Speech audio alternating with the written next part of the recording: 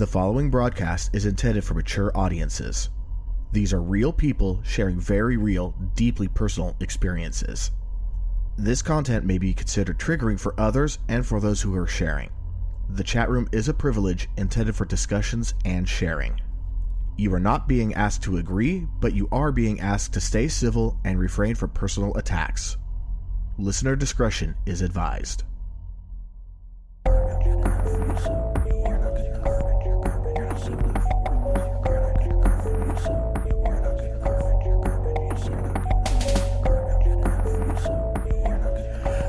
Thank you for tuning in to Am I Mental?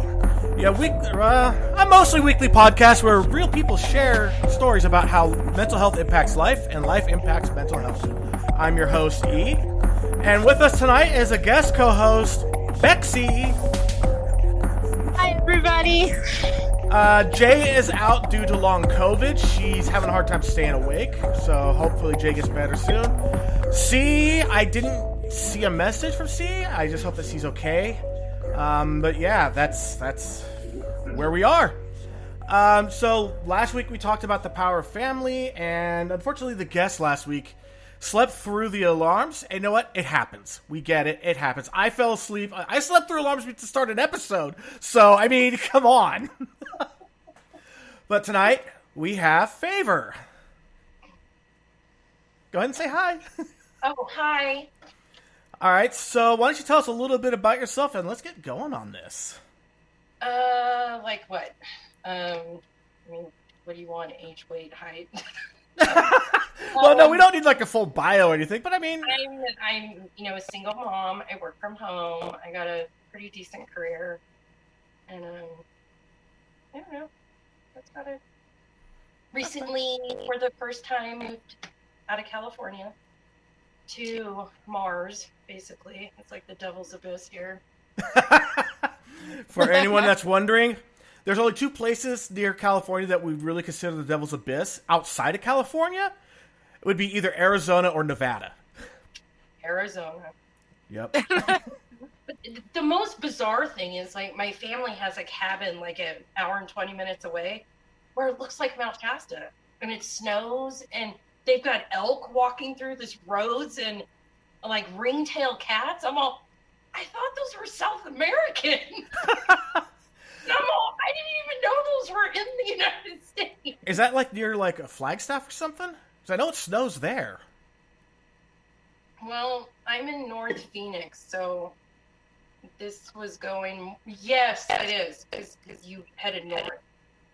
I'm only like familiar with like 17 so far. I know south is like downtown Phoenix and north is towards Flagstaff. So yeah, it's like it's called Strawberry. Ah, cool. Really cute. So for a quick little background, when she mentioned Mount Shasta, is that we went to school together in Mount Shasta. I don't know how much she remembers of me. I remember little bits and pieces. My high school experience was not great for me, so I blocked out a lot of it. And unfortunately, I blocked out some good things too. Yeah, I hated high school. I hated school. I never wanted to be there. It was like I didn't have, not that I had horrible parents, but I didn't have a support system of, parents that could help me with homework, or, I got home, I'd be by myself. My parents, would get in after work. And well, yeah. I mean, we're Gen X, the latchkey generation. Yeah. We were left to raise ourselves for the most part. We were provided for, but we didn't have a lot of guidance. No. It was kind of like, throwing your kid in the water. Here, swim. Yep. You just kind of learned along the way. Yeah. And actually, it's kind of funny. I was talking about, I think last week we were talking about movies that we loved. Like my sister and I, we binged Ghostbusters. And my parents, they worked at a leather garment factory. And during the winter time was their busy season where they'd have to work overtime. So they wouldn't get home until much later. And of course, it starts storming a lot during the winter and fall. And it gets dark fast up about Shasta. Watching Ghostbusters during a late year thunderstorm with the home empty was a really bad idea.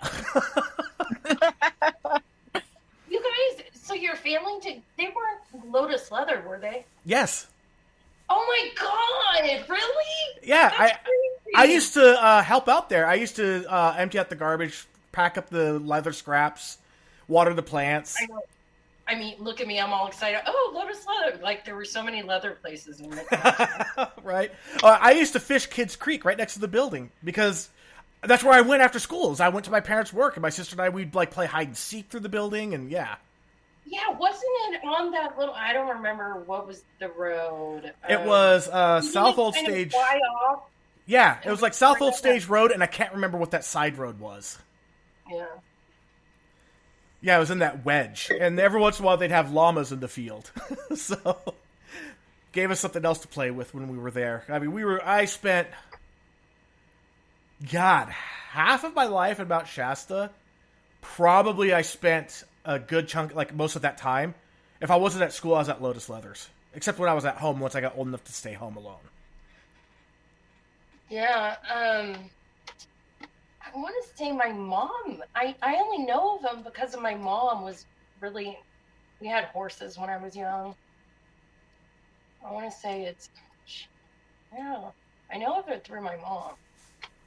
Yeah, my dad was what was called a cutter, and he was a general manager. And what a cutter is that they would, like, if someone ordered, say, a leather jacket, they'd have. Oh, Bexy just fell off. They'd have like a specific pattern that they'd have to pull for the size and everything. Then my dad would take the leather hides of the right color with it they want, and then would cut it out using. It was, like those pizza cutters, except it was smaller and it was a razor blade that was round, and would trace the pattern with that, and then get packaged up with the lining and any shoulder pads or whatever, and that would get sent to my mom's area, the finishers, who would actually sew it together. Glue what needed to be glued, hammer whatever needed to be hammered. I mean, there was a lot of work involved. Put in the snaps, the buttons, all that stuff. And my sister and I, we played with all the toys, and we made leather garments for our stuffed animals and stuff because we had access to all the scraps, so we could do whatever the hell we wanted. That's funny. But yeah, so family. Yeah. As a young kid and a teenager. I mean, my parents were young. I don't know about your parents. My dad was fresh out of the army. My mom, God, she was 19 when I was born, 18 or 19. So I had young parents. No, my there's 7 years between me and my sister, so my mom was about 26 or so when she had me. Still relatively young. Yeah.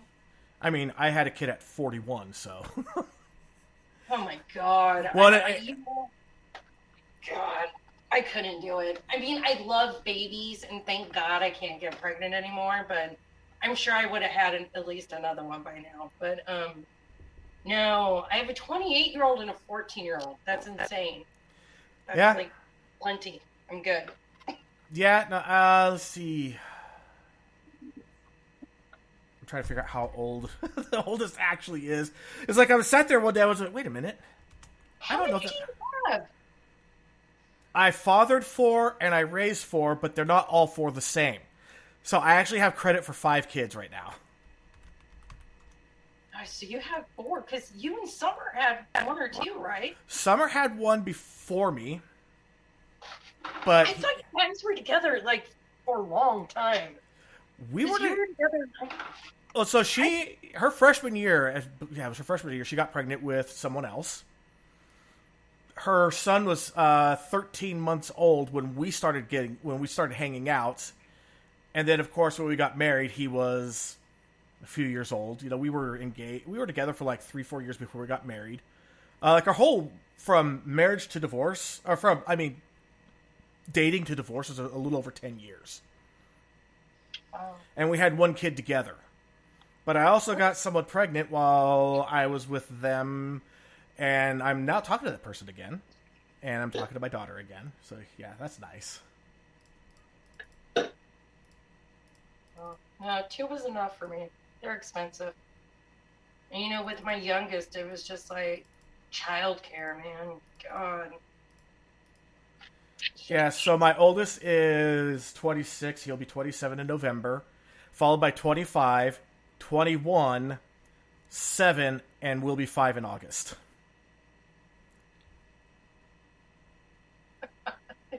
You're just like trying to populate the earth, aren't you? I intended to have 2, and I went way over that.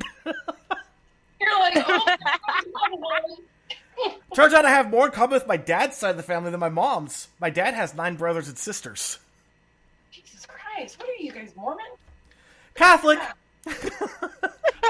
Every sperm is sacred. No way. You know, I see these women who just have all these kids, and I'm like, I'm sorry, but you can't just push like a watermelon out of your vajayjay that many times and not have like somehow it physically affect you. Like I had 2 cesareans, but I've had girlfriends that are like, it's never the same. And I'm like, oh my God.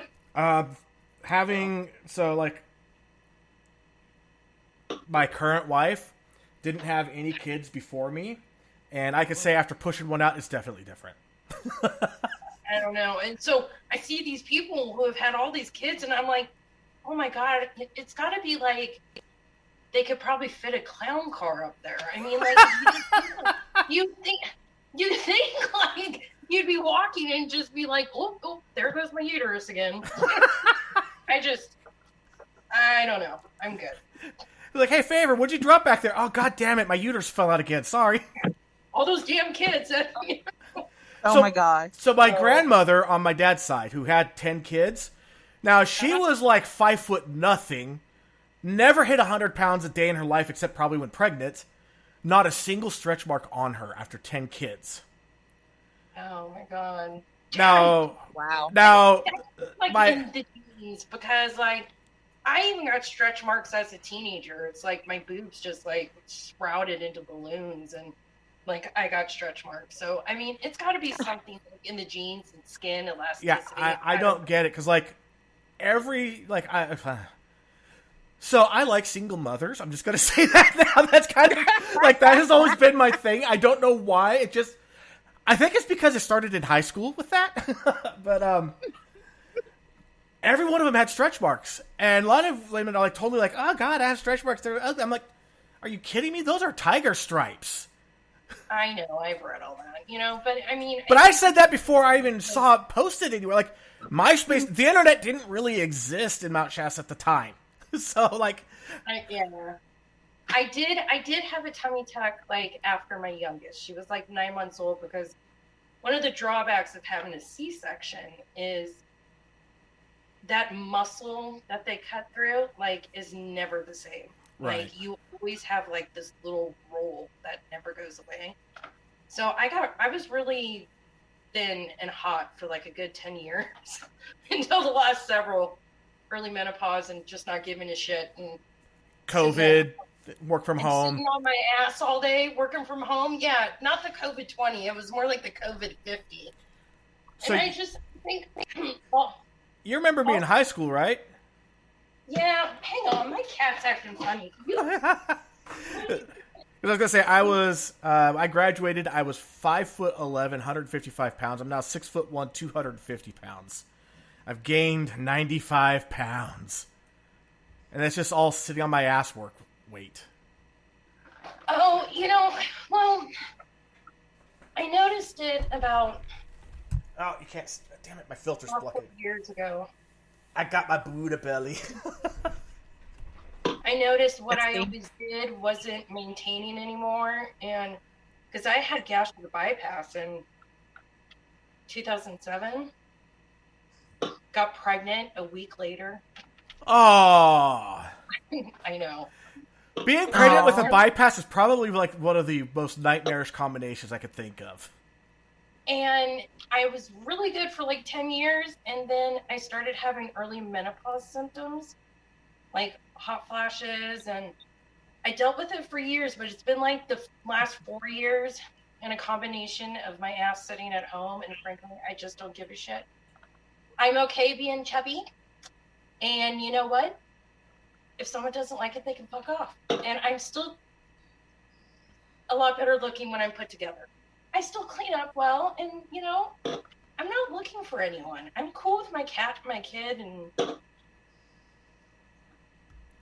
if I have to go work out every day to maintain what I used to be, I'm just not that motivated. I'm good. Yeah, somebody looks at me. Oh, we want to do Pilates. I thought you said pie and lattes, bitch. So yeah, for so I know we're supposed to be talking about family, but right now it's just fun. Yeah. Well, we do have some comments. Oh, go for it. There were quite a few comments about what was it? It said JB said, "Damn E, you've gotten busy." And I said, well, we all know what E likes to do. Hey, what do I like to do? Wow, I'm amazed E can keep track of all of his 37 kids.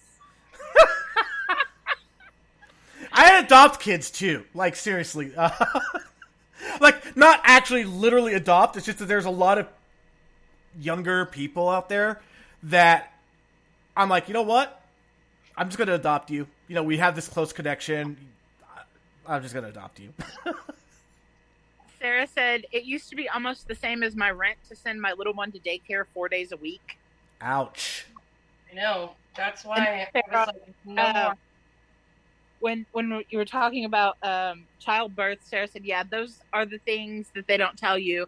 You almost want to warn other first-time moms, but birth is stressful enough. You don't need stress about what's going to happen to your hoo-ha afterward.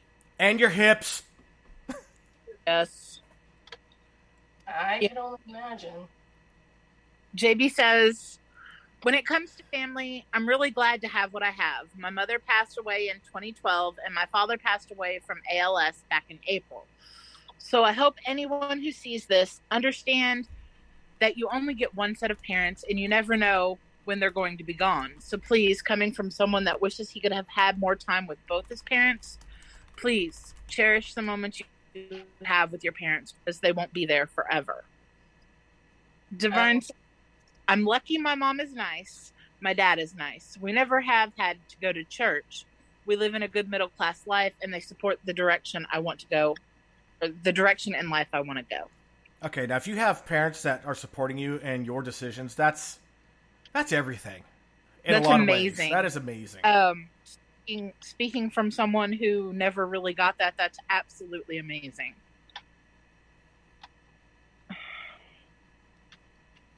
Yeah, you know, I sacrificed quite a bit moving here. Like my insurance premiums, I've never paid over $20 for a doctor's visit, like my entire adult life.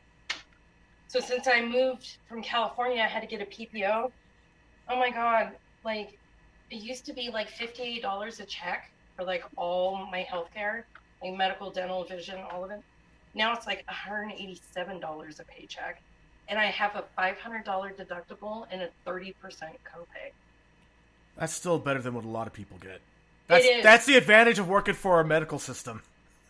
I think about it that it's still a lot, you know, but I got spoiled for a long time. Yeah, so. with wife and kids, I have seen where like my paycheck, like half of my check goes just to the benefits. I know, it's ridiculous. It is. So I really shouldn't complain. And you know, I already like equaled it out. Like before I moved here, I got $1 raise, and I get another one, like because we're union, so we get like nice raises pretty regularly. So it's going to equal out in the, you know, $2 in raises, you know, to make up for the difference. But and I hope that the cost of living is lower there too. I hope. No, it used to be until all this crazy inflation shit. Like, yeah, I am paying almost $1,700 for a 1-bedroom apartment. Don't get me wrong. I have a really nice complex. It's nicer than the one I had in Fair Oaks, but still, it's. And Fair Oaks is not a bad place. Just so people know that it's a suburb of Sacramento. It's in the northern end. It's not bad. There's some rough patches, but overall it's a good area. I was basically Citrus Heights. I was literally on the corner of Fair Oaks and Greenback. That's So funny. That is so close to where I am right now. Are you serious? Like, Yeah. literally, I was the complex across from the cemetery. And My son works at that cemetery.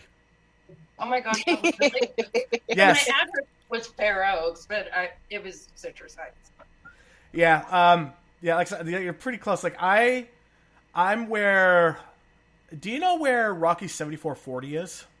Yes. Oh yes. I go out my front door, turn to my right, and I can look at it. Oh my gosh, that's funny. Yeah. Oh yes, I've been there. It's that place was a shithole for a long time. It's now actually it's different because it used to be that every employee there, every bouncer, everybody that were assholes, and it was filled with asshole clientele. Now it's just chill. Yeah, I haven't been there since like 2013 to 15. Yeah, it's been a while. Shit, we probably partied there together and didn't even know it. Probably. It was fun until, this is back when I was always wearing heels and stuff. Like, you get a few in you and you're trying to walk around on those fucked up little areas they have out back with all that pebble shit and heels and drunk, and you're like, oh my God, you're taking your shoes off. Can you carry me to the bathroom? I need to go pee. Right, it's like, I could try with the heels, but I'm probably going to snap a heel or snap an ankle. If I take them off, I'm going to have to walk across gravel, which hurts like fuck. Yeah, I don't wear heels. I had to help carry some women. So, I literally carried people to the bathroom. I think I even left them a review years ago, and I was like, I love you guys, but man, your terrain in the back is not heel friendly. That's some dangerous shit. I feel like I need to get insured, every time I go out. Now, I spent most of my time when I was there in the front doing karaoke. So. Oh, you couldn't. I could never be drunk enough to do karaoke. So what I was trying to allude to earlier about the young parents is that, like, with me, my dad, this is a demon that I had to defeat. And it was something that my mom told me that, it's like, it was well-intended, but the way kids process things aren't always the way you think that they're going to be processed. Because, well, you don't have that mature adult mind. You have a child's mind. My mom told me my dad wasn't ready to have kids when she was pregnant with me. So, how does that translate in my head? My dad doesn't want me. Yeah, and then I looked at how my dad was pretty angry all the time. And it turned out, we talked about it. We cried it out together. And it wasn't even like that. My dad wasn't ready to have kids, but when it was like, hey, we're going to have a kid, for my parents, abortion was never on the table. They were having the kid, so, and my dad was really excited, proud daddy. But I wish that my mom didn't tell me that he wasn't ready without telling me the rest. Had she told me the rest, I probably would have not had that faze me and put kind of a wedge between my dad and me.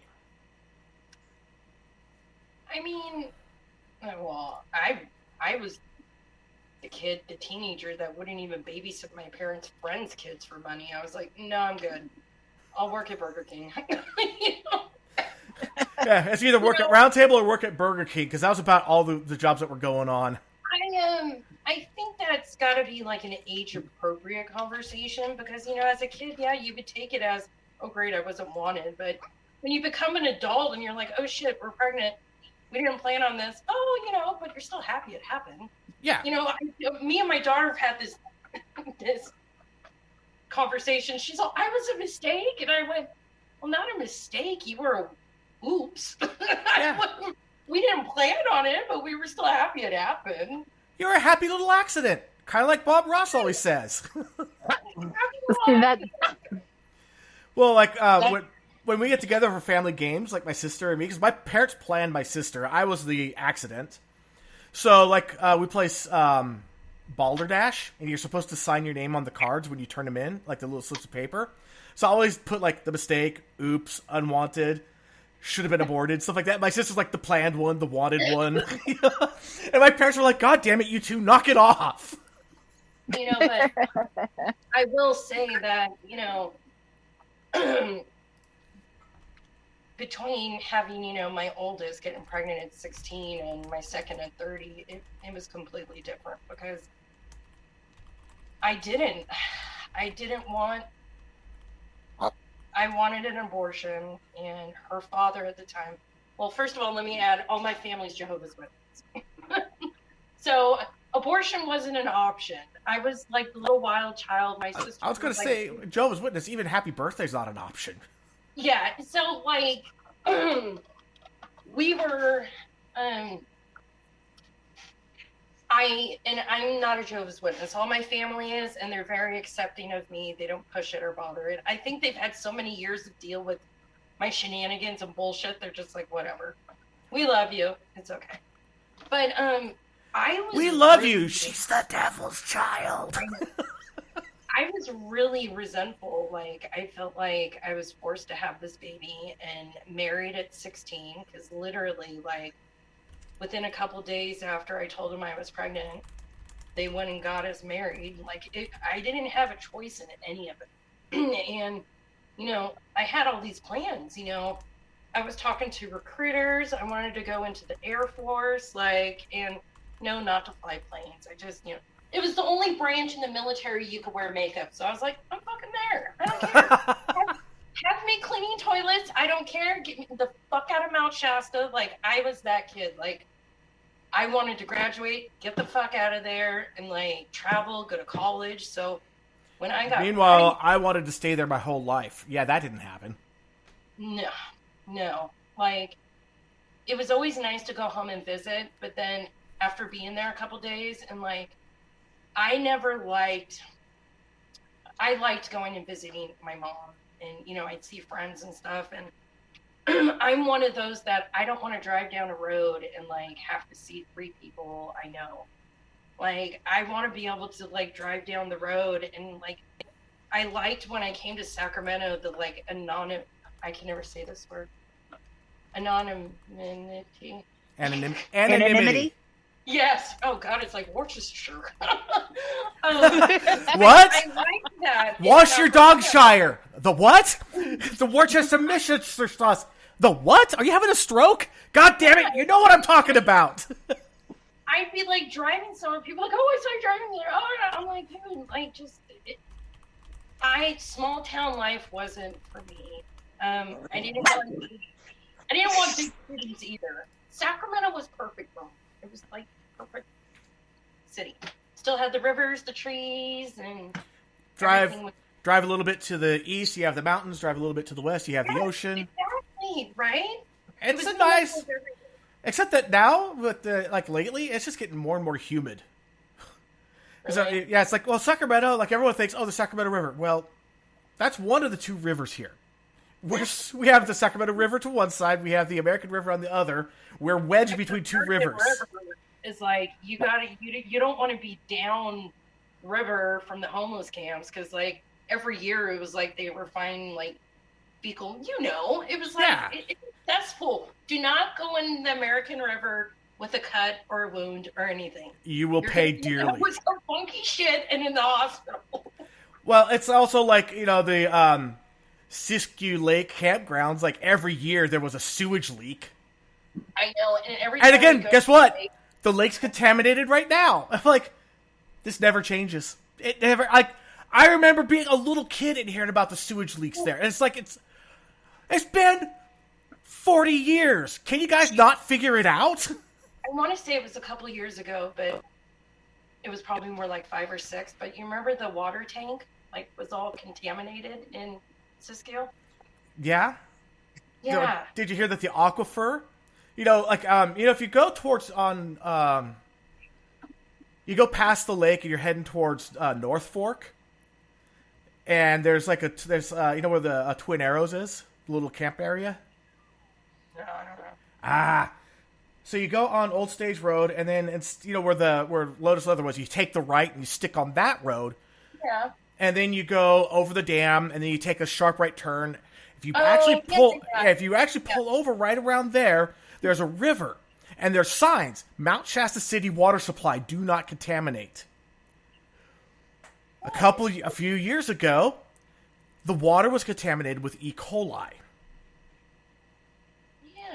Yeah, and I'm like, I know exactly where. And the thing is that my best friend in high school and all that, really tall guy. I'm not going to drop his name.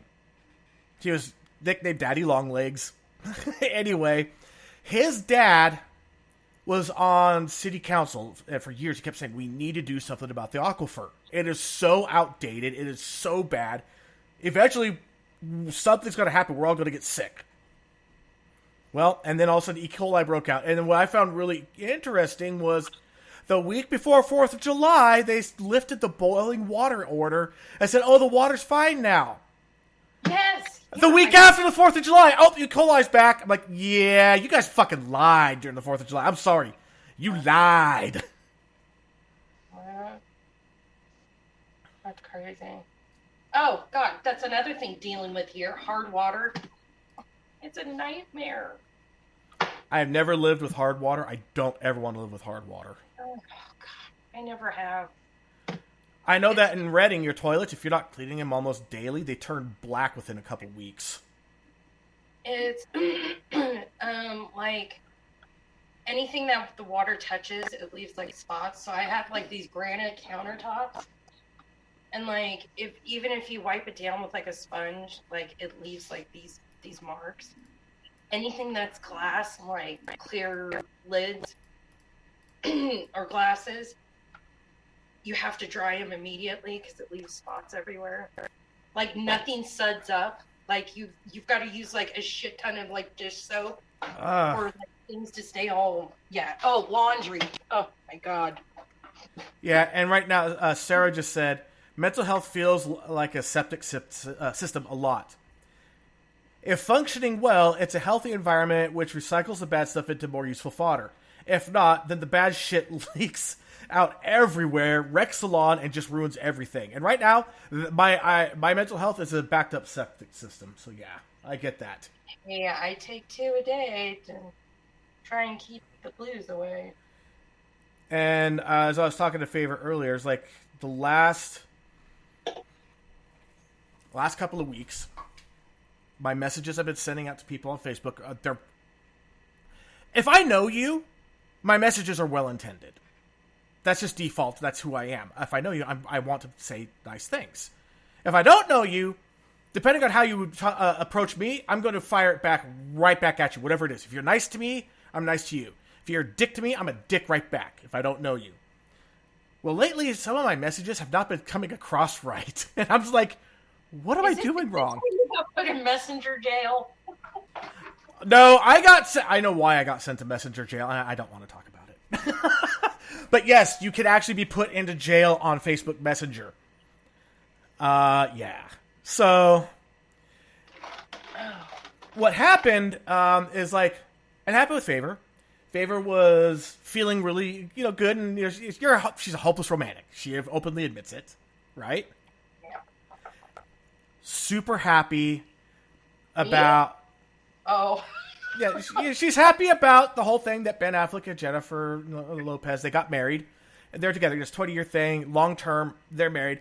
And she was happy about that. And I said, and I meant this well intended, it's like, I've never really cared about the celebrity stuff. It's just never been a thing for me. But if it makes other people happy, awesome. Well, apparently it came across sounding like me being a dick. And I'm like, no, I mean it. Like, if it's awesome, like, if you get something good out of it, that is awesome. I love your perspective. That's what I was trying to say. In my defense, well, don't feel too bad, because I think I had a few. Well, no, I did have a few. So I was just probably being a little overly sensitive. All right, and then there's a mutual friend of ours that we went to school together, and she is a phenomenal artist. Like, I've known her since 5th grade. And the entire time, art has just been a major thing for her. She's also a very excellent musician. She's a good singer. She's amazing at skiing. She's just this amazing person, but she's gone through her own hell. Oh yeah. Oh yeah. Again, it's like it doesn't matter how accomplished you are. If you go into your own hell, you go into your own hell. It has no mercy. Your own personal hell's no quarter. Well, she recently started purchasing ads on Facebook, which I do for my podcast sometimes. But she's doing it for her own personal account. And I started getting some of her ads for posts that I've liked, I've commented on. And I follow her, she follows me.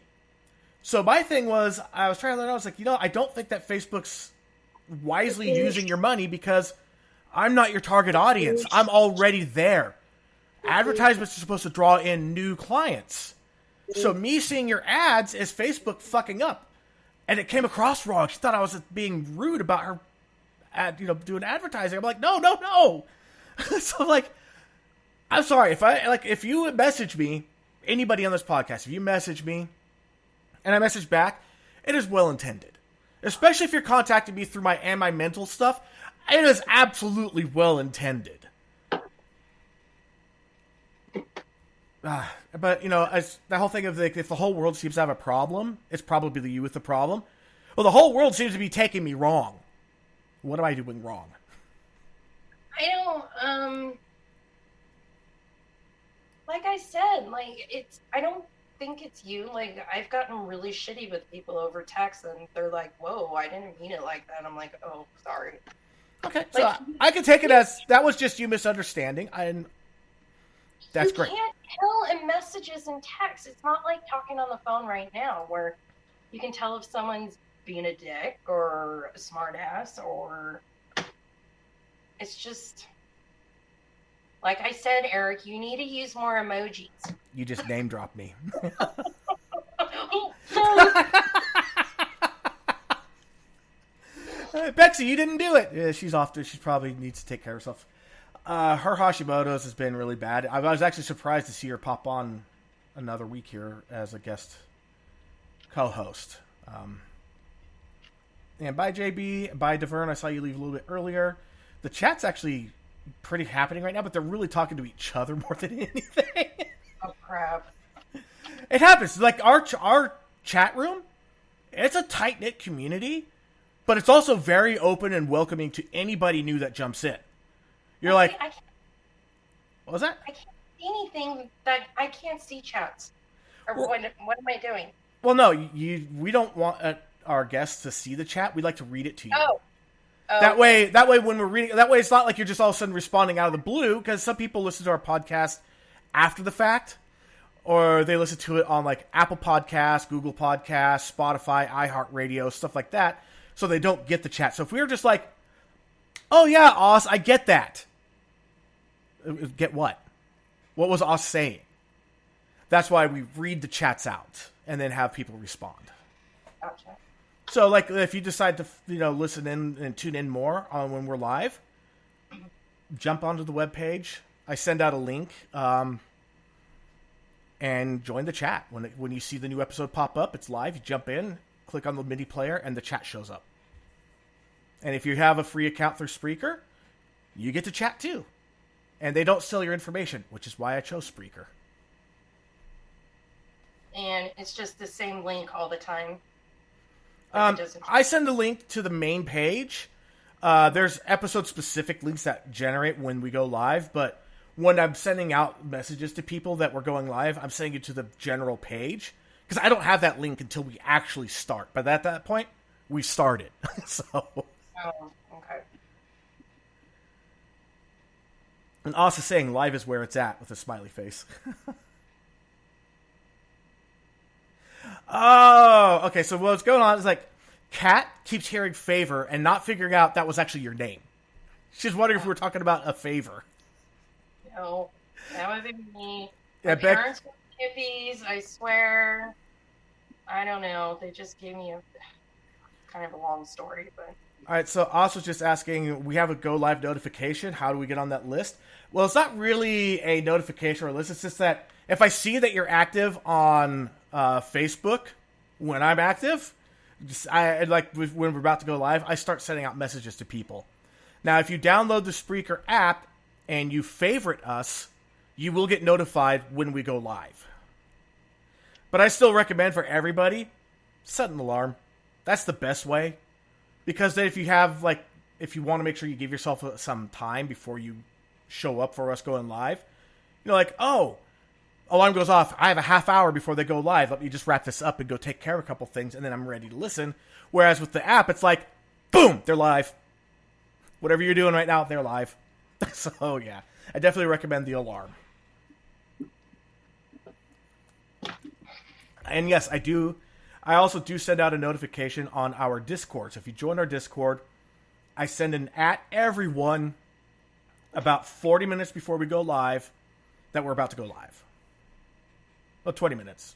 20 minutes You're before. recording all this, or are you going to send me like notes on all this information you just gave me? Like a message, like I feel like I should have been taking notes. No, I mean you. I could send you a link to our Discord. That's probably one of the easiest ways to keep track of us. We do have a Facebook page. We drop stuff on there all the time. Oh, you do? Yeah. What's your Facebook page? I believe it's just facebook.com/mentallivecast.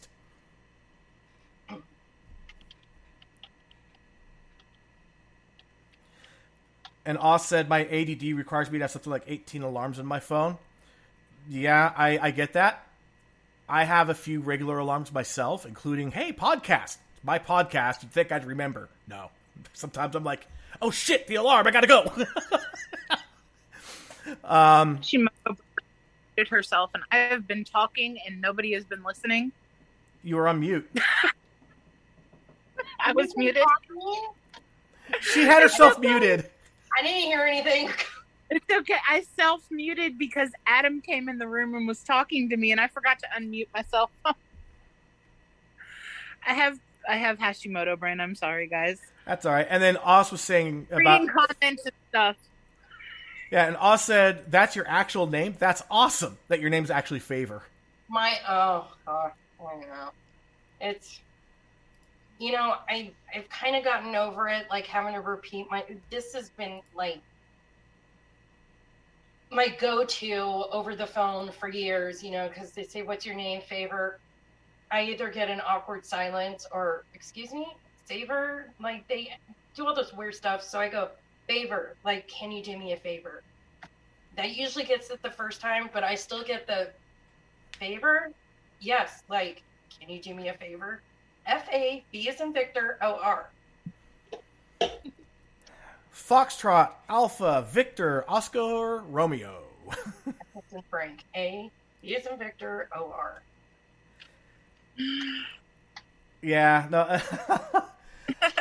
Favors out there. I'm not going to throw out my last name, but let's just say that depending on who I'm talking to, I have two different ways to get across that my last name is spelled the way it is. One is to start naming off a celebrity with the same name, and the other has to do with finances. So just whichever, if I've talked to a financial person, I'm going to drop the finance one.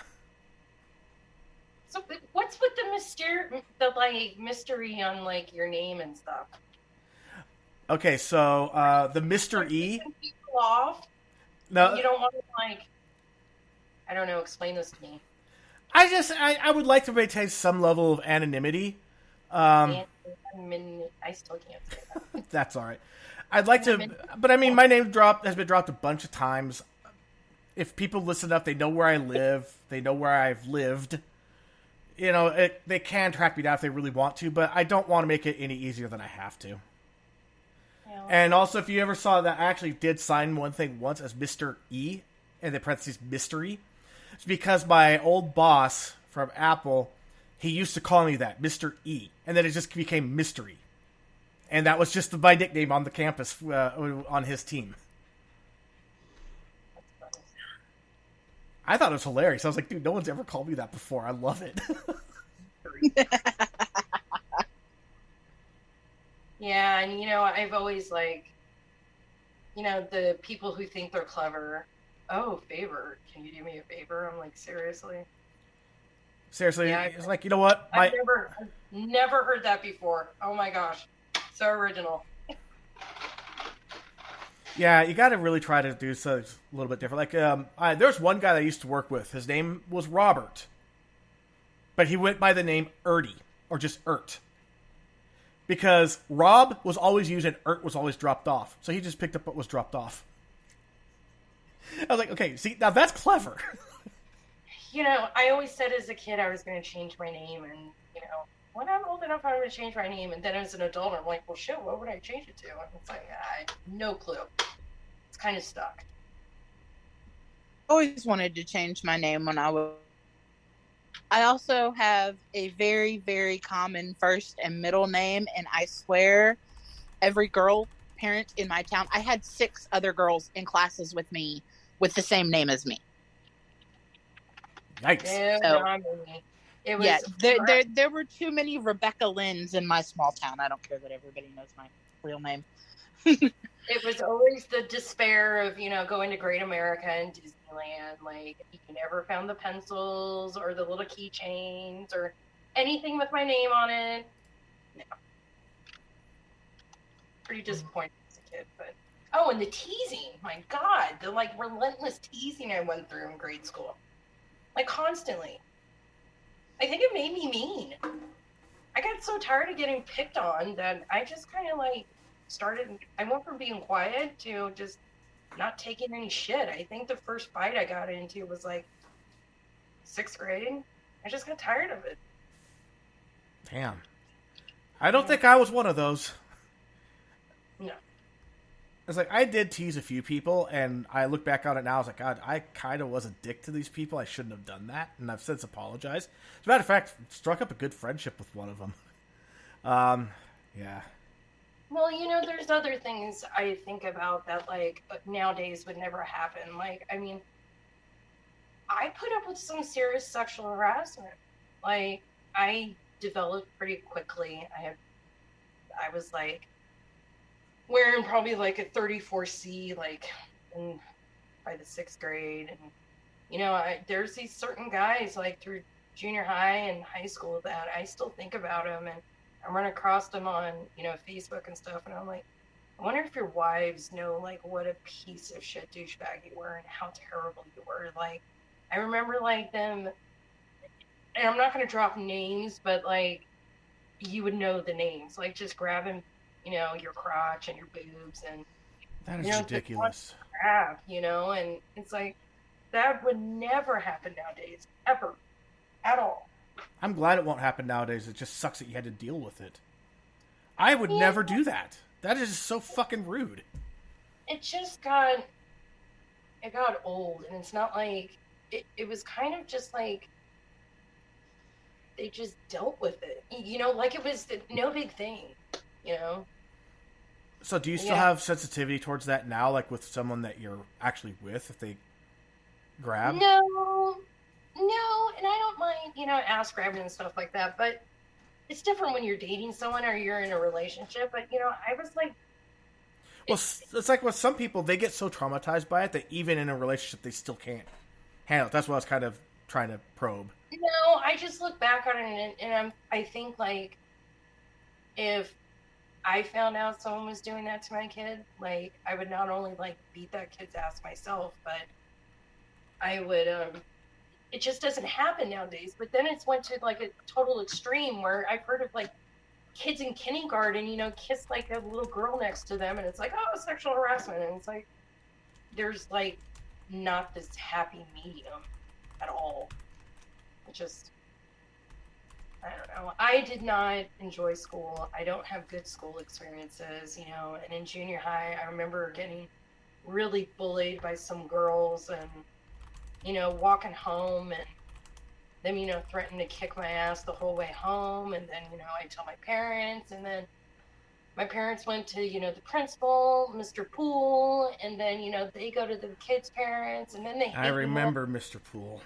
Then they hate me more because they almost got kicked off the basketball team, and it's just I was just this little reddish blonde head kind of quiet kid, and it's just it was relentless. I remember walking home. So I grew up with all these names you would know so well.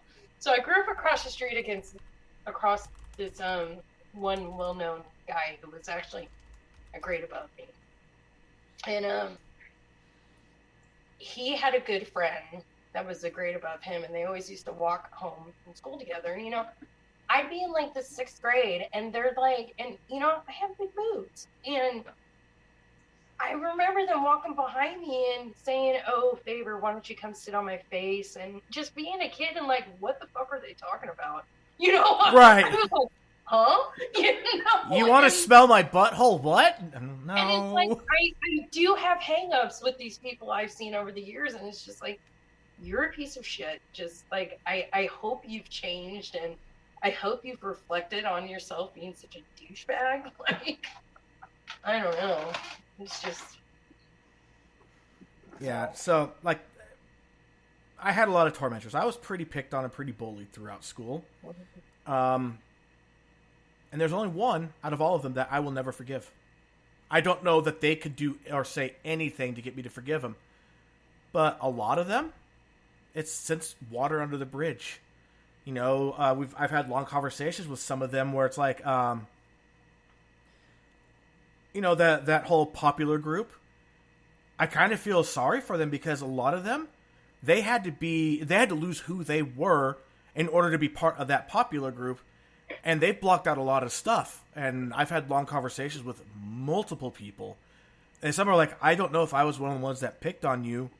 If I was, I am so sorry. You know, honestly, I only remember you as just being nice and kind of nerdy. No offense. Yeah.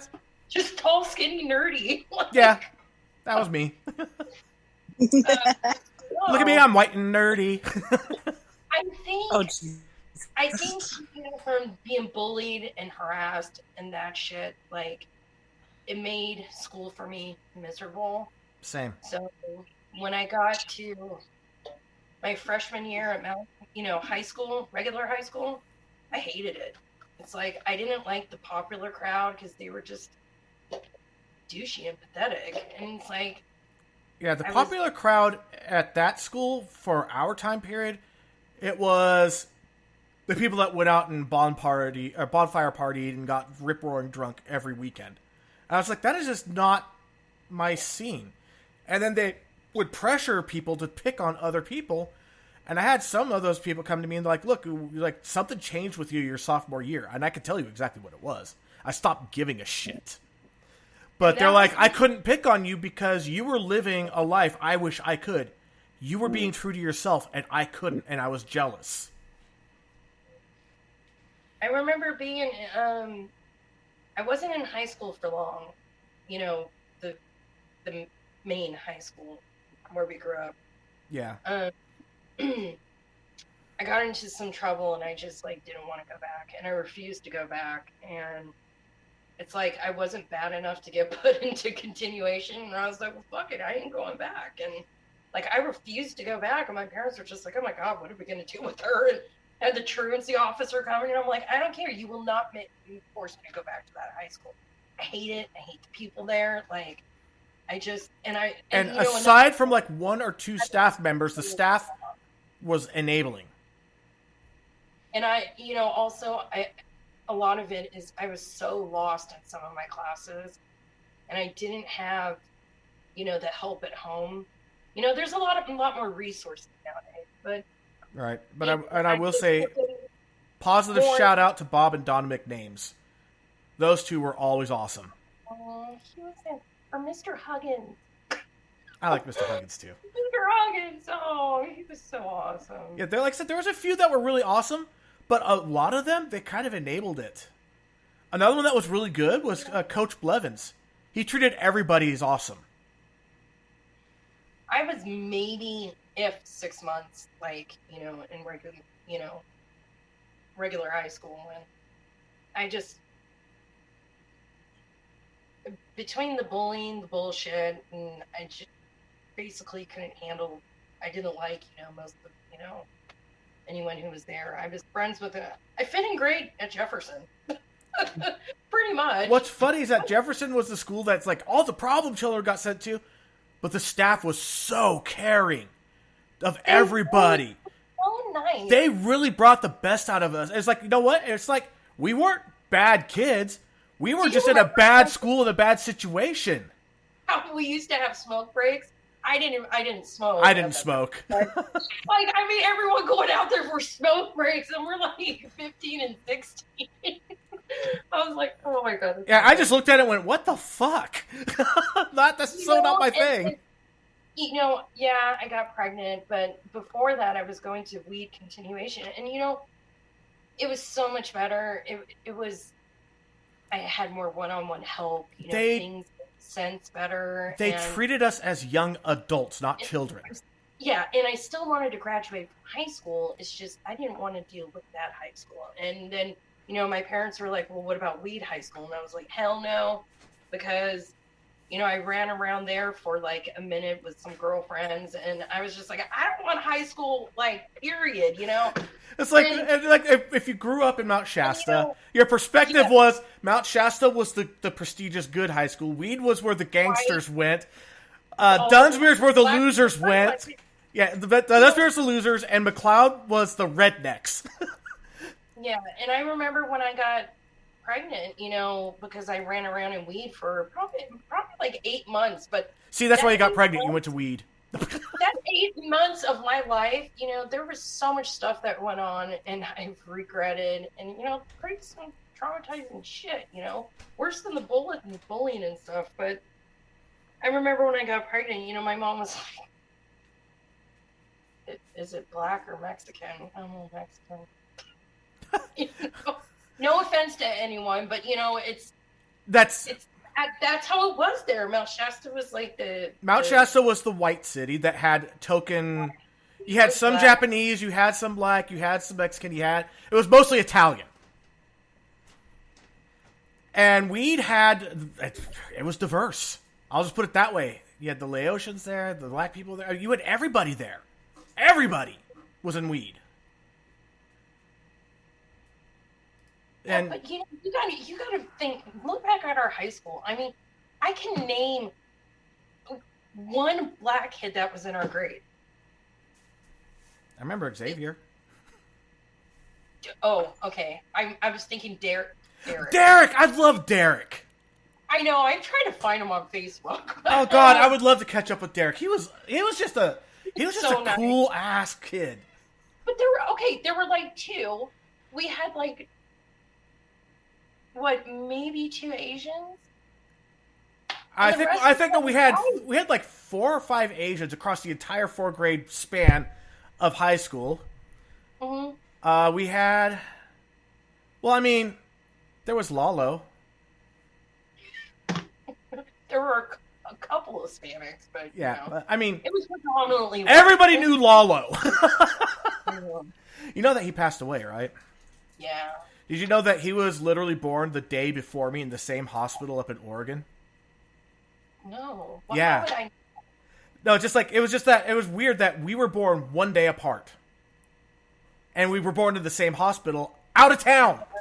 That was sad, And, dude, I cried when he died. I can relate to it. Like, I've talked to you about stuff and just... I get being so depressed. You just want to check out. And unless you've been there, you just... It's so hard to talk about it to someone unless you've been there. It is. And because, no one... It's, Did you see the post about toxic positivity? Yeah. I know. The people who say, it's selfish... But you're not thinking that. I mean, You're thinking selflessly. You're thinking, I'm going to stop everybody else's pain that I bring. And they're like, people who commit suicide are selfish. Everyone is left. But you're not thinking that. You're thinking, like, you convince yourself somehow that everyone's going to be better off without you. And you're just, You're done. You're done with the misery and feeling like that. And it's such a self-feed. It's a vicious feedback loop because you see, I bring pain to everybody. That brings more pain to you, which only deepens it. Which means you're bringing more pain to everybody else, which brings even more pain to you, and it's just a downward spiral. I mean, that's how it was for me.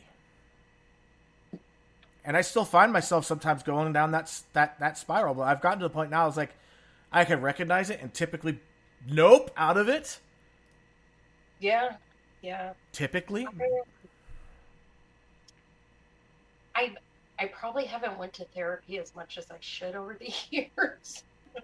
I could definitely use it. I should probably go back. So we're not sponsored by this, but I've been using BetterHelp online, betterhelp.com. Mm-hmm. I'm 3 sessions in, and it's the best therapy I've had. I've been through a number of therapists. I had a therapist years ago, and I loved him, and we connected so good. He was a male, and he was very like, favor. I think you're just used to getting your way. And I was like, well, yeah. And he was just very like, he's like, you're spoiled. How it is, and like, and then I've had a couple more that I just couldn't connect with. It's like I was sitting there talking to myself, and they're just staring at me, and I'm like, yeah, this isn't gonna work. Yeah, no. If you don't have a good connection with your therapist, find another therapist. If you can't open up to your therapist, find another therapist. If you lie to your therapist, find another therapist. But you know, it's always when you go through something, you look back at it and you learn from it. You know, like I said, I've had 2 5150s, and both due to suicide. There were no cries for help. Like, I've been there. I have one. Got so lucky. I don't, you know, and I remember after the second one, it was about 6 years ago. I remember sitting there with my daughter, and she's 14, so she was like 8. And we were watching some movie, and someone's mother had died. And I want to say it was like, I don't remember. And she's like, Mommy, I would never be happy again. I don't know what I'd do if you died. And I just was like, oh my God, like, that probably saved you right there. It just, after that, and she didn't know where I was, you know, or anything. It was like kind of hush hush. But you can be depressed and spiral out, and I've dealt with this shit for so long that I see the history, I see the things I've went through, and I can tell.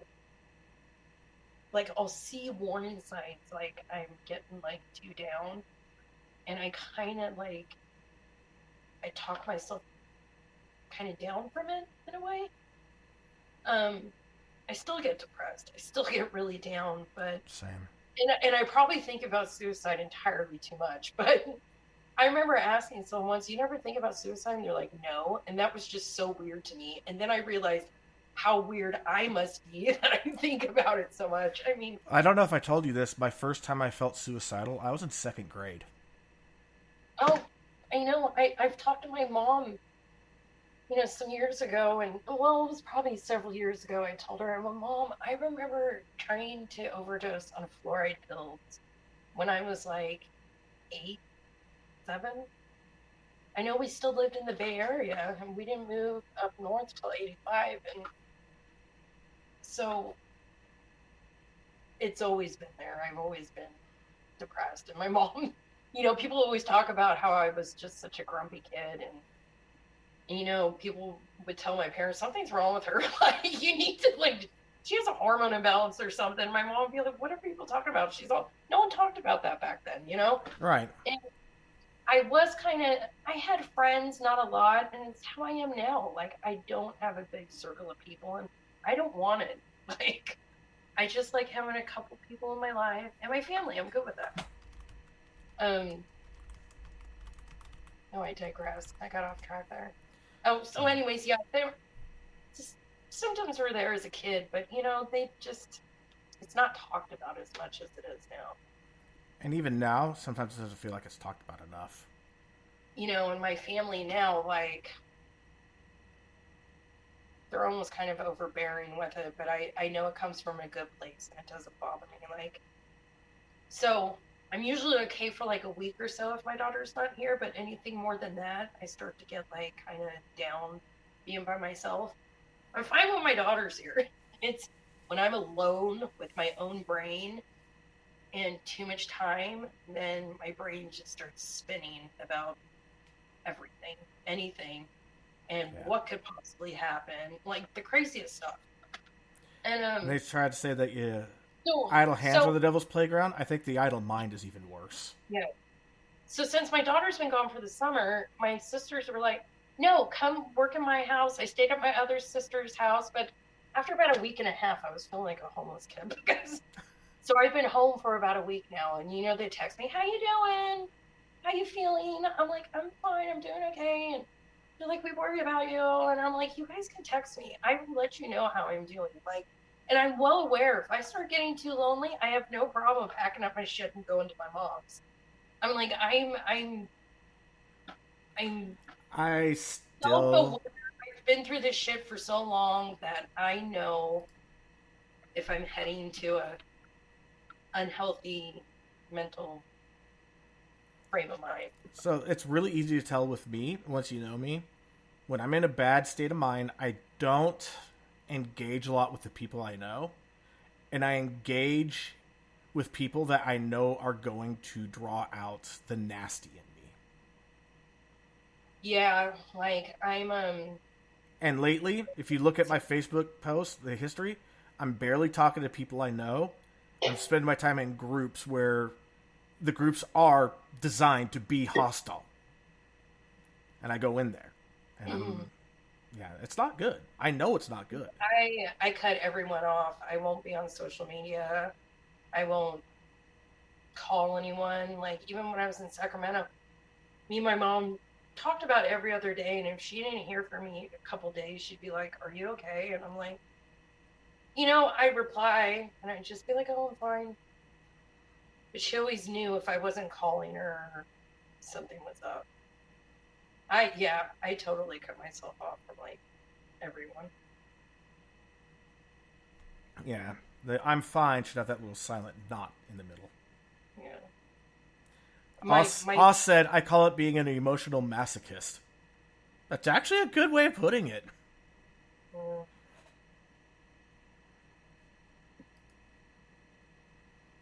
So, yeah, time, experience, and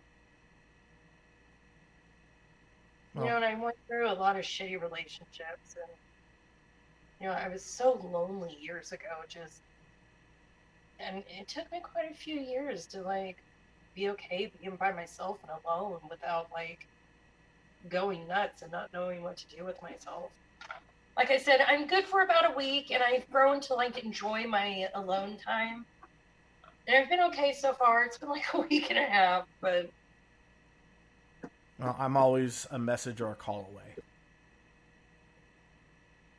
And I don't offer that to everybody. That's yeah. yes, I am over the years they'd always have, well, what about bipolar? And I went, I don't have the highs. Like I have just like Bipolar 2 is basically your low, and your manic episodes tend to be more like aggressive and angry. Yeah, I don't like have like these bursts of energy or shopping or like not I don't know. Do you have bursts of irritability? I get like mood swings. Like yeah. Mood swings. I'm either like really I've been diagnosed as major depressive with severe episodes. Yeah, I'm major depressive and I've just anxiety. never experienced, the super high energy or, God, I wish. Oh, God. I used to live that. You remember me. God, if I wish I had something that would give me bursts of energy. No. I'm still like the most fidgety, depressed person you'll ever meet. I'm always fidgeting with something. I'm always tapping on stuff. Even when I'm at my lowest, I can't stay still. I've never been able to. But yeah, for me, my bursts, the only time I ever had like a really euphoric high as an adult was when I took an Effexor, because they tried to put me on that, and I wound up going way manic on it, and then I started having severe side effects. So yeah, they told me to get off of that. Yeah, I take Lexapro in the morning, amitriptyline at night, and I used to have Ativan, but they get kind of stingy with it because of my history, which I don't have panic attacks a whole lot, if I do, like, they're triggered by, like, a stressful situation, like something that's going on. Like, they don't just come on out of the blue. Like, for example, the day I was packing up at the moving company to move here, heart starts racing. I can't breathe. I had to go in my bathroom and sit on the toilet just to, like, shut the door so my daughter wouldn't freak out. Like, it's the craziest thing. And, like, I remember thinking, like, every time I took a breath, it was going to be my last breath. Like, it's the weirdest crap. Like, that's an anxiety attack. What comes through your mind? Like, it's like, what on earth? Like, I mean, it just triggers these crazy ideas. The whole, I'm not having a panic attack. I'm not having a panic attack. I'm fine. I'm not having a panic attack. And okay, I might be having a panic attack, and then boom, escalates. Oh, I knew I was having one, and it took about 20 minutes, and I was like, okay, good. So I was like, where's my weed? So Oz just posted, I listened to a lot of psychs on YouTube. One pointed out that when we cut ourselves on something, we don't dig at the cut to see how deep the sliver will go. We clean it and we protect it, but we don't do the same with our mental traumas. We pick at them, tear ourselves up about the trauma, and get comfortable with the self-victim blaming. It sucks a lot. Yeah, I would agree with that. You know, you're not supposed to pick your scabs, but what do you do when you have mental trauma? You fucking dig at it.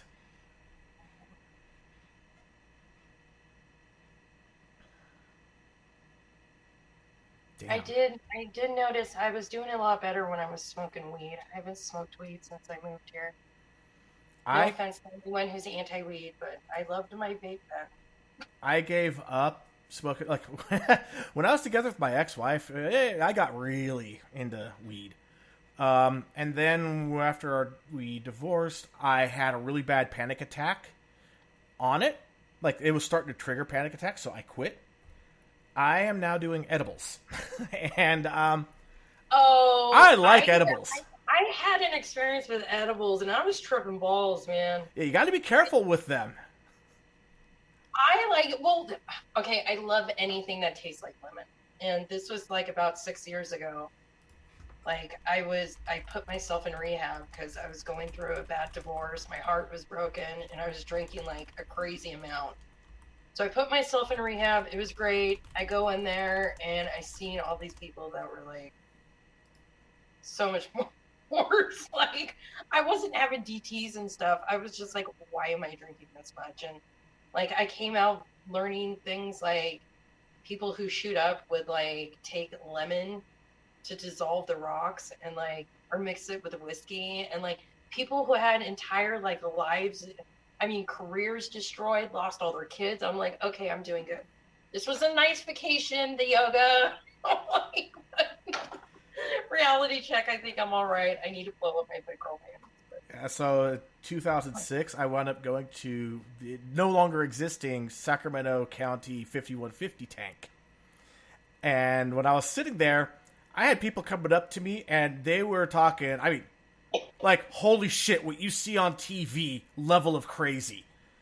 And I'm like, apparently I'm just having a bad day. You are fucking nuts.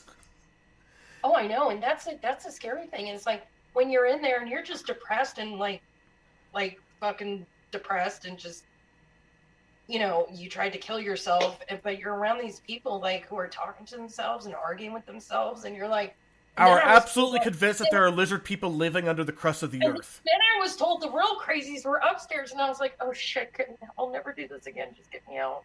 Yeah, I went. Okay, so you know where the Auburn exit is for I-80?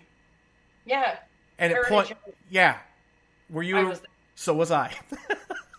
That was the first round. Yeah, and that's the same thing. I actually befriended someone on the second floor, who the next day they moved up to the third floor. Oh, shit. And I was like, because I was sitting there going, you're kind of crazy. I like you, but you're kind of crazy. And they're like, yep, they're going upstairs. Yeah. Okay, how fucked up am I that I only saw them as kind of crazy? Right. And then the second time, Heritage Oaks was full, so they had to transport me to, like, Woodland. Woof. That was fun. The best one now it didn't exist then is the Sutter one. From everything I've heard, it's the one to go to if you really want help. Heritage Oak's still good. Not saying it's not. They helped me a lot. I learned a lot, but the psychiatrist I went to see there, he was more fucked up than I was. Yeah. He fully believed in, like, Agenda 21 and FEMA death camps and chemtrails. And I'm like, and you're treating people? What the fuck? God, I dated a guy who believed in all that. I believe for You a know short him. period. You know him. I might. He's from real chest. I might. There's a lot of people that people go, you should know this person's name. I'm like, I stuck with my group and really didn't know very many people outside of that. I was like, I knew of them, but that was it. I had my group. Yeah, my first 5150 round had to have been about 2004. You beat me by 2 years. 2004. Hey, that means we had synchronized 5150s for a couple years. Yeah. And then the second one was about 6 years ago. But see, the first suicide issue was right after I had my oldest. I had my sisters come pick up, my daughter. She was an infant. I just told them I was tired and needed to sleep. And I swallowed every freaking pill in the house. Ooh. And I remember laying on the couch and I was like just so calm. And I remember looking at I'm pretty pale, but I remember looking at my arms and my veins were like so blue. Like, I don't know if I was tripping out or what, but I remember my veins just looking like they were like almost like this like bright blue. And out of the blue, the phone rings and it's my girlfriend that I was really close to and just moved on the coast.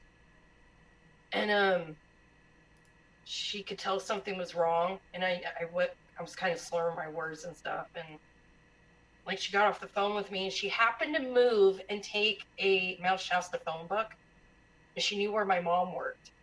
So she called my mom at work, and I didn't tell her what I did. So next thing you know, my mom shows up. Mom takes me to the hospital, and I remember them just being so mean to me. So mean to me. Just kind of like I was stupid and this is what you get. Wow. Just cramming all that charcoal in me, and I kept wanting to puke, and they're like, well, if you puke it up, we'll just give you more. And they were really mean. Now, that sounds almost as awful. If you puke, you'll have to give you more. That also sounds like that glucose test when you're pregnant. That sounds awful. Yeah, and I think it was mixed up. I had undiagnosed depression, which I've had all my adolescent. I think I had some serious postpartum depression added on top of it. And just, none of that stuff was like, I remember going to, the mental health that was down off of Ream, I think. I remember that. Oh my God. Yeah. And it wasn't just mental health. It was also like family planning. So you could go get the brown paper bag of condoms. Yeah. And like, I saw this guy a couple times and I was depressed. And I remember him putting me on like this, it was like trazodone or something that just like had me Jesus. Like yeah, it was like a horse tranquilizer, and like yeah. I couldn't function. And it wasn't. It's hard to be depressed when you can't feel a fucking thing, including yourself. I know, right? You can't function at all. But so I still was never on any antidepressants. It wasn't until I was about 19, 20 that I married someone, and we ended up getting custody of his 2 kids. So we had 3 kids under the age of 5. And oh my God, that's a lot of kids under 5. Yeah, and I was like 19, 20, and that's when I started my whole history of... I'm just going to say it. If you're 19, 20 years old and you have 3 kids under 5, you're not ready. That is no. And I didn't want...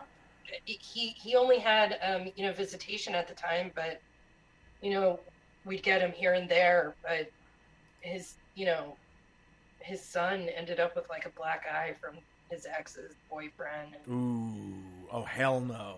I'm not a horrible person, so I was like, okay, we got to do something. Then it was like, shit, what did I get myself into? Well, I mean, you're 19. Yeah. I could conquer the world. The world goes, LOL, check this out. Right? Meanwhile, Sarah said, I was 12 the first time I was hospitalized and 19 the second. That is young. Yeah. And I remember when I was at Heritage Oaks, there were some people in my group that were 14, 15. Yeah, I'm surprised. I'm sure, like, my suicide attempts were, well, there were major life events going on, and, having a baby at 16 that I didn't want, married with this douchebag that I didn't want to be married to, and took off when I was 6 months pregnant, and it's like, it was a head fuck, and I was in this situation I didn't want to be in at all. It was hard.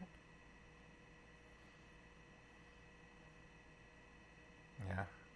I'm still just like mentally going through the shit that I went through when I got my ex-girlfriend pregnant in high school. Seeing the school counselor,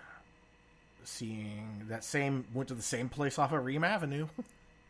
Yep. And the receptionist, you remember the drumming I used to do. The really big drums. Tycho. Oh, yes. You and Bubba. Yep. Yeah. I was wearing one of those shirts when I went to that place, and the lady totally patronized me. Well, I'm there for mental health, and she's like, "Oh, you're a drummer. I'm so proud of you." I'm like, "You don't even fucking know me. Shut up." I'm all of 18 too at the time. It's like, you don't fucking know me. Shut up. I left. I had my one meeting. I left. I went, I am never fucking coming back to this place. I tell you what, though, I got pregnant at 16, and I was like, this ain't happening again. Because I remember a couple girls my age, went on to have more, and I was like, oh, yeah, man. I grew up seeing my parents struggle, and, my parents are still together. My dad, me and my sisters have, issues. We weren't abused, but my dad was an alcoholic. And he wasn't a mean drunk. My mom was an alcoholic. He never worked. My mom always worked 2-3 jobs to take care of us. And I swore, I was like, I'm never gonna struggle like this. And so even though I got pregnant and I was in a situation that I wasn't happy with, well, having a kid kind of grew on me, and I was like, well, here we are, yay. And but I was like, I'm going to graduate when I graduated, I went to dental assisting school, and then I was a dental assistant for years. And then I went into, I always had goals, and I just wasn't going to struggle like that. And I think cause I hated my dad. I hated him for just being a piece of shit dad. I mean, he was always there, but he wasn't a father. And I think that's why I've had so many shitty relationships. Didn't have a good role model. I have horrible choices in men, and the decent ones I've had, I'm so hard on them and just so critical. You said hard on. Yeah. I think my relationship with my father, such a cliche, has had a lot to do with my relationships, and I've just had a string of really bad relationships, even though I'm a hopeless romantic, but, and I still see, in reconnecting with my sisters, I haven't really been close to in 20 years. We talk about it, and we're like, we weren't molested or beat or anything, but it's almost like you try to justify the dysfunction you were raised with. I remember. Well, it's just a little bit of dysfunction, Sharon. It's just a little bit of cancer.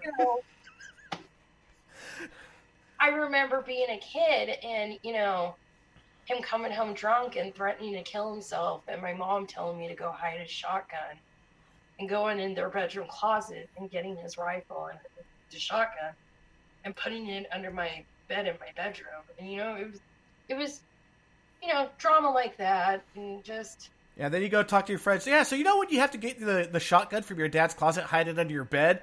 Everyone else is like, the fuck? Well, Oh, wait, that's just me? Is that these weird? normal families, and I'm like, oh, maybe they are a little fucked up. You know. You remember those times that your parents sit out front and they're drinking country time lemonade mixed with gin with all the neighbors and they get all really shit-faced?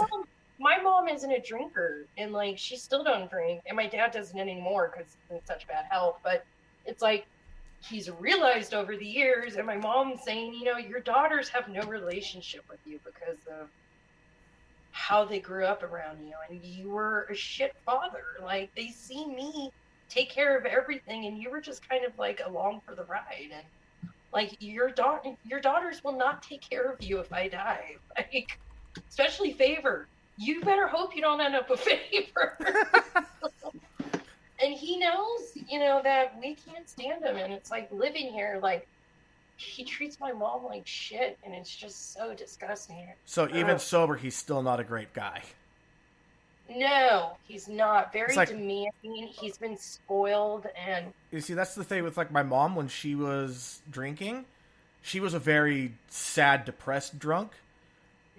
When she's sober, she's fun but miserable. But she's fun. It's a fun misery. Sounds like me. I'm usually really fun when I drink, or I get like, I become like father of the year when I'm drunk. I don't get it. True. I'm really happy, and I get super chatty. Like, you get a text, everyone gets a text. And it's like, you ever want to get something out of me? Like, get a few of me, and it's like, like, yap it up. And then you wake up, you're a little hungover, you're back in your normal mood, your phone's blown up, you're like, I don't want to fucking talk to all of you. At least I know, I wake up and I'm like, oh my God, what have I done? I'm like, oh God, did you really send that? Okay, so, she's gonna kill me if she hears this. I took my 21-year-old to her first time to the 7440 for karaoke. It was her first karaoke bar experience, and she had an absolute blast. But you have to understand. 7440 ton. It is. But here's what you have to understand. She turned 21 in April. I took her in May. So she's still learning about how alcohol affects her because she was little goody two-shoes until she turned 21. Oh God, no. I was a little shithead. Yeah, so she's still learning what alcohols taste like what drinks are what, and I'm like, okay, you're new to this, so we're going to go ahead and do more of the girly fruity drinks. You will develop into, if you keep drinking, you will develop to where you're going to go for the more bitter stuff because that's just what you do. When you start drinking, get rid of your problems. You just go for the hard shit. I'm like, you know what? You're 21. You're probably going to drink for a while. I get it. You're 21. Your body can handle it right now. When you're my age, 45, your body's like, fuck you. What are you doing? You can't recover like you used to. Yeah, you used to wake up, grab a soda, grab something to eat, get going again. Wake up now, it's like fall out of bed, crawl to the toilet, use the toilet for leverage to climb up to the medicine cabinet. I know, right? Gosh. But she got totally caught up in her feels, and she bawled her eyes out. First, she went to the bathroom, and she was in there for a while. I'm like, okay, well, maybe there's a number two. No, she wound up started drunk texting her friends. See? And then she comes out, and she's feeling... She comes out, she's feeling so horrible about having abandoned me in the bar because she was drunk text. And I'm like, I get it. Don't worry about it. You know, it's cool. She's like, all of a sudden, I was like, you know, we talked about something that came up, you know, in the past. And, you know, I was like, you know, I know I wasn't the greatest dad. You know, I know that I had a lot of issues. I'm still dealing with issues. I'm trying really hard to, you know, tackle them all. And she started crying. She's like, you did the best you could, and I love you so much. I'm like, I love you too. We're about to sing. You might want to, you know, hit up the tears. I get it. Next day, she's like, I am so embarrassed about that. I'm like, it's cool. Don't even trip. Like, you'll get it. You're getting it now, and then once you go through all this and you finally figure out how alcohol impacts you and where your limits are for certain, like, how drunk you want to get and all that, and then you see a new person, freshly 21, go through it, you're going to sit back and go, I remember doing that.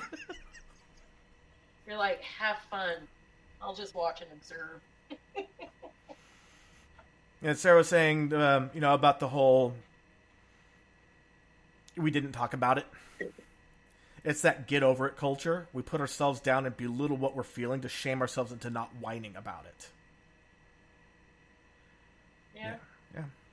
And I hated my dad for ever. Just fucking hated him. I always had this joke, he'd be bitching or nagging at my mom, and I'd always whisper, poison. Just kidding, I'm always because we're always she'd call me and I'd be like, did he die? So I hated him forever. I mean, it was so bad that I remember my girlfriend from my high school years, I was in junior high, coming over and introducing her to him by his first name, not dad, his first name. It was probably a year or so before she realized he was actually my dad. I'm like, no, that's my dad. So I don't hate him so much now, but I don't have that anger, but if anything, I pity him. I look at him and his life has been shit. What does he have? He has 3 girls that can't stand him, a wife that can't stand him because he's been such a jerk, and he doesn't know how to take care of himself, is what it sounds good. like. Yeah, and he has nothing good to look back onto, nothing. And, I see the way he treats my mom, and it's just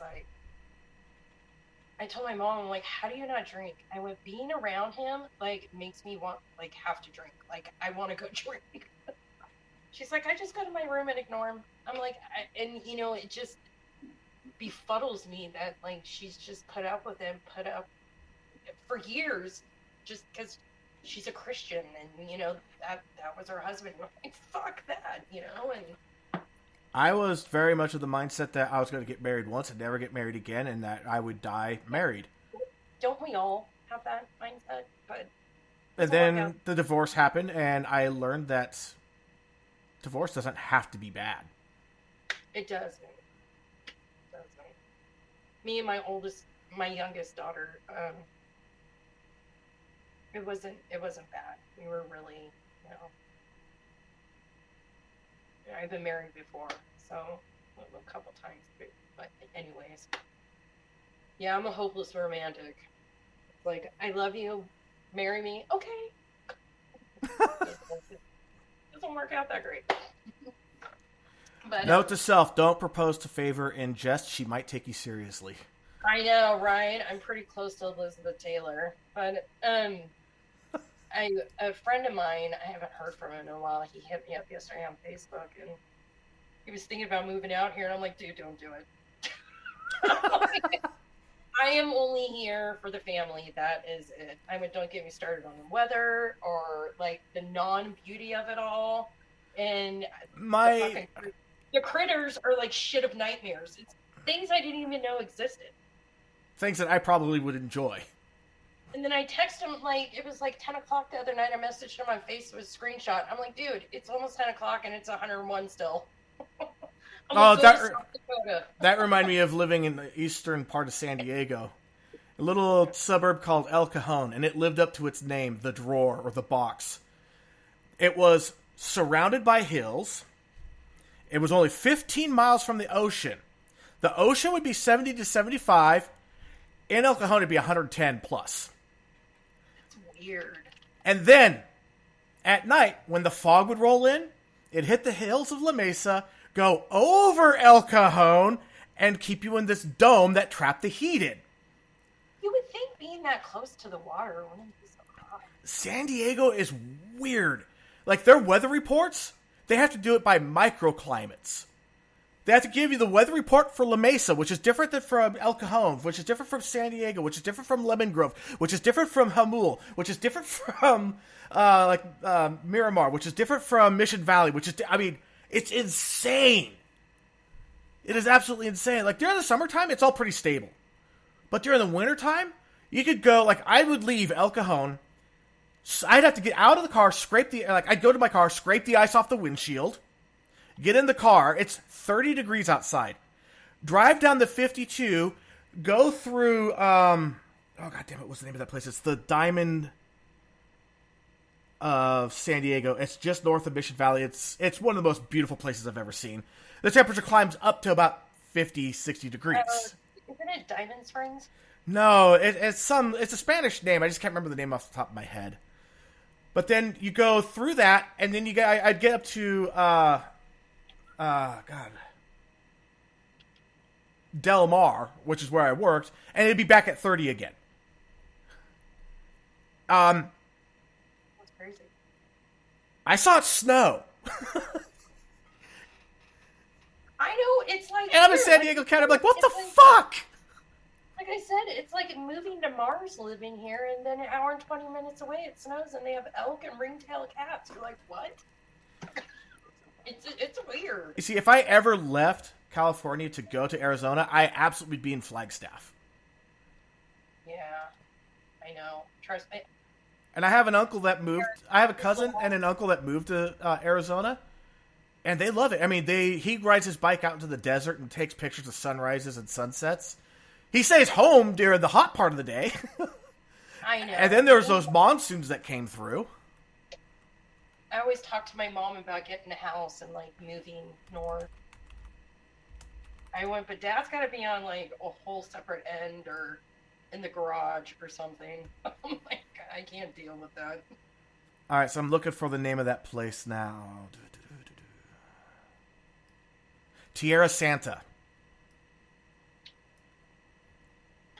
It is this little tiny community considered the Diamond of San Diego. It has the same weather as like the Mission Hills, Kearny Mesa area, which is it doesn't get hit with the fog bank that stays all winter long. It doesn't get the June gloom. It has all the sun that like the inland has, but it has the cool temperatures and the climate control of the ocean. It's like that's the place to be.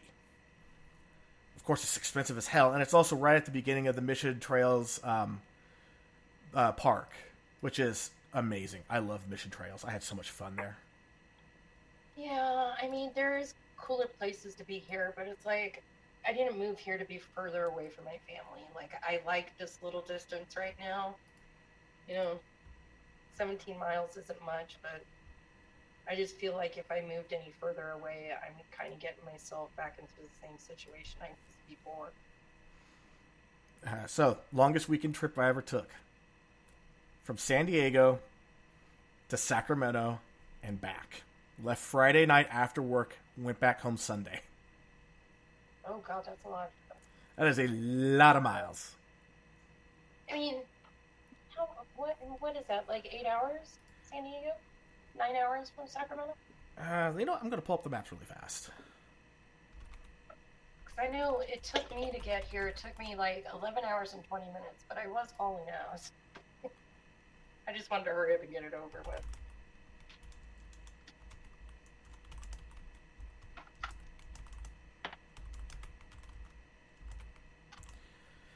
Here we go. Oh shit, I forgot. Yeah, 8 hours. One way.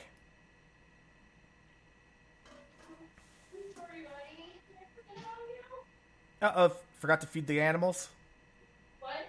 Forgot to feed an animal? No, I put my cat outside. Say hi. Oh, hey, hi! He's like, what? And meanwhile, I have my yellow lab sleeping on my feet and the beagles sleeping next to the couch. They're allowed on the couch out in my office. I put him on the patio and I forgot about. It's like, it's hot! Let me in! I know, he's all laid out in front of the slider. He's like, I can feel the air conditioning on the slider.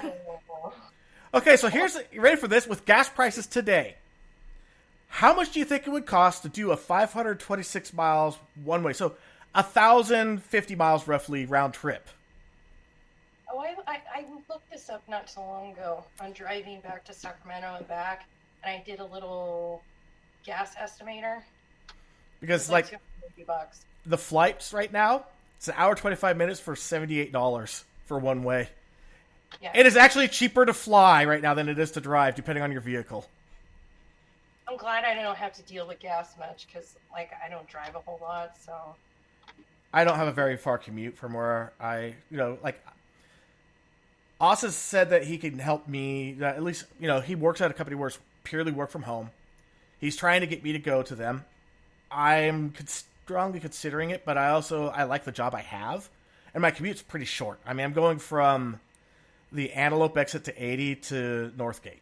That's really not long, and I go early enough I go counter commute direction, and I tend to go when it's not commuting hours when I drive. I complained about going to the office, and everyone's like, "Oh, work from home, it's great." Dude, it's like, it makes you so lazy, and it's so restrictive, and like, getting up and going to work every day, as much as I hated it, like, it provided me better structure and actually got me out of the house. And you knew where my place was, and we moved from off of Stockton Boulevard like several years before. So I was working, our location was off of Mather. Okay. You know where the VA is? I don't know where the VA is, but I know where Mather is. Like right across from the VA. We were in the same building as SAC Metro headquarters. So like I just pretty much went down Sunrise, hopped on 50 for a minute, and like I was there.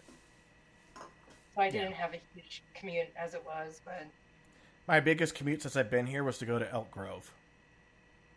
Yeah. My buddy lived down in Elk Grove. Going to Elk Grove from Citrus Heights during commuting hours, that's just that's hell. That's hell. I would never. My longest commute was when I was in San Diego, was going from El Cajon. Pick your poison, is either Del Mar or what was that? Basically Poway. But I mean, that's without traffic. That's already like a 40-minute drive, and I went during commuting hours, so that's like an hour and a half, 2 hours just commuting one way. Mm-hmm. Yeah. And then you let it rain. It doesn't rain in San Diego very often, but when it rains, it fucking pours. It is unbelievable. I have seen cloudbursts when I grew up about Shasta where I had to pull over because the windshield wipers just couldn't keep up. That's San Diego every time it rains. That's weird. Yeah, when it rains, it pours. And of course, the people down there, you have 300 sunny days a year, so you only have 65 days of rain or cloud cover. They don't know how to drive in the rain. Like everyone in Mount Shasta, it's like suddenly no one can drive. Right, it's like, okay, you live in snow country. How do you not handle driving in bad weather? Oh, that's right, most of you aren't from Mount Shasta. Or you haven't lived there for longer than a year. Aw, Austin said we need E in our lives over here. Sarah, Austin said we need E in our lives over here. Oh. For his job, I think. Sarah said, depends on the kind of work from home. I used to get an oceanside condo once a year and work from there for a week. I've worked from parks and all over the place. Yeah, see, now if I could, where Austin and I worked together, they did not like you traveling at all. They wanted you hardwired in. They didn't want you traveling while you worked. Other places, they don't really give a fuck. They're like, look, as long as you're clocking in on time, you're getting your work done, you're clocking out on time, we don't care. Go on vacation. We'll pay you. Go. Yeah, it is nice. I have kind of a pretty lenient schedule. And like you said, you could also pack up and go hang out at one of your sister's houses and work, or your mom's house and work. I've gotten pretty good at packing everything up because I have two 22-inch monitors, but... See, I was like, can I just get a laptop and some really lightweight flat screen external monitor? Because that'd be easy. I could just put that on carry-on. I do have a laptop. That's like my computer. But I have I don't know, what's it called? A docking station that it all plugs into. No, I've had to work off of one monitor, and it's really hard because I have on one side my encoder where I look up for diagnoses and stuff like that. So if I was working off of one screen, I'd be having to minimize it all day long. And I've had to do it before when I broke one of my monitors and I had to wait. when I was working for a solar company, like solar panels. They're not even the panels. It was the inverter and the devices under the panels that run the power to the inverter. I'm not going to name exactly what they are because that's a dead giveaway as to what company I work for, and I'm not going to do that. Non-disclosure and stuff, blah, blah, blah. But I had a work laptop with 3 external monitors. So I had 4 screens just for my job. And I still had to minimize stuff all the time because there was just so much shit I had to track and work with. Yeah, no, 2's quite enough. I kind of miss all those monitors, though. It's like after work, I'd unplug the monitors from the docking station, plug 1 or 2 into my home, the computer I do for the podcast, my music and gaming and all that. Yeah. I know, my daughter wants a gaming computer. I'm like, get a job. Then you can get whatever the hell you want. Things are expensive.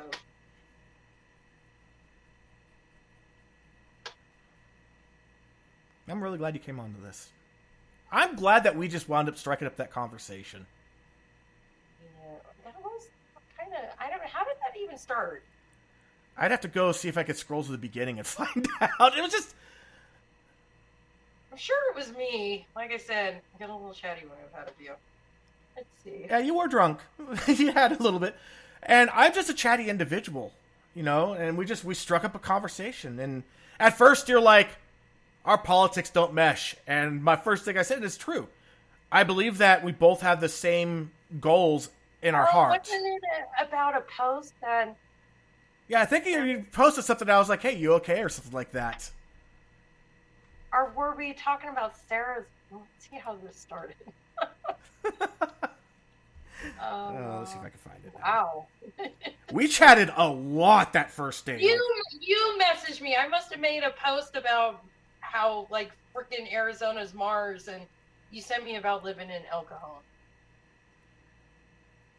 Yeah, because you were calling it Satan's asshole.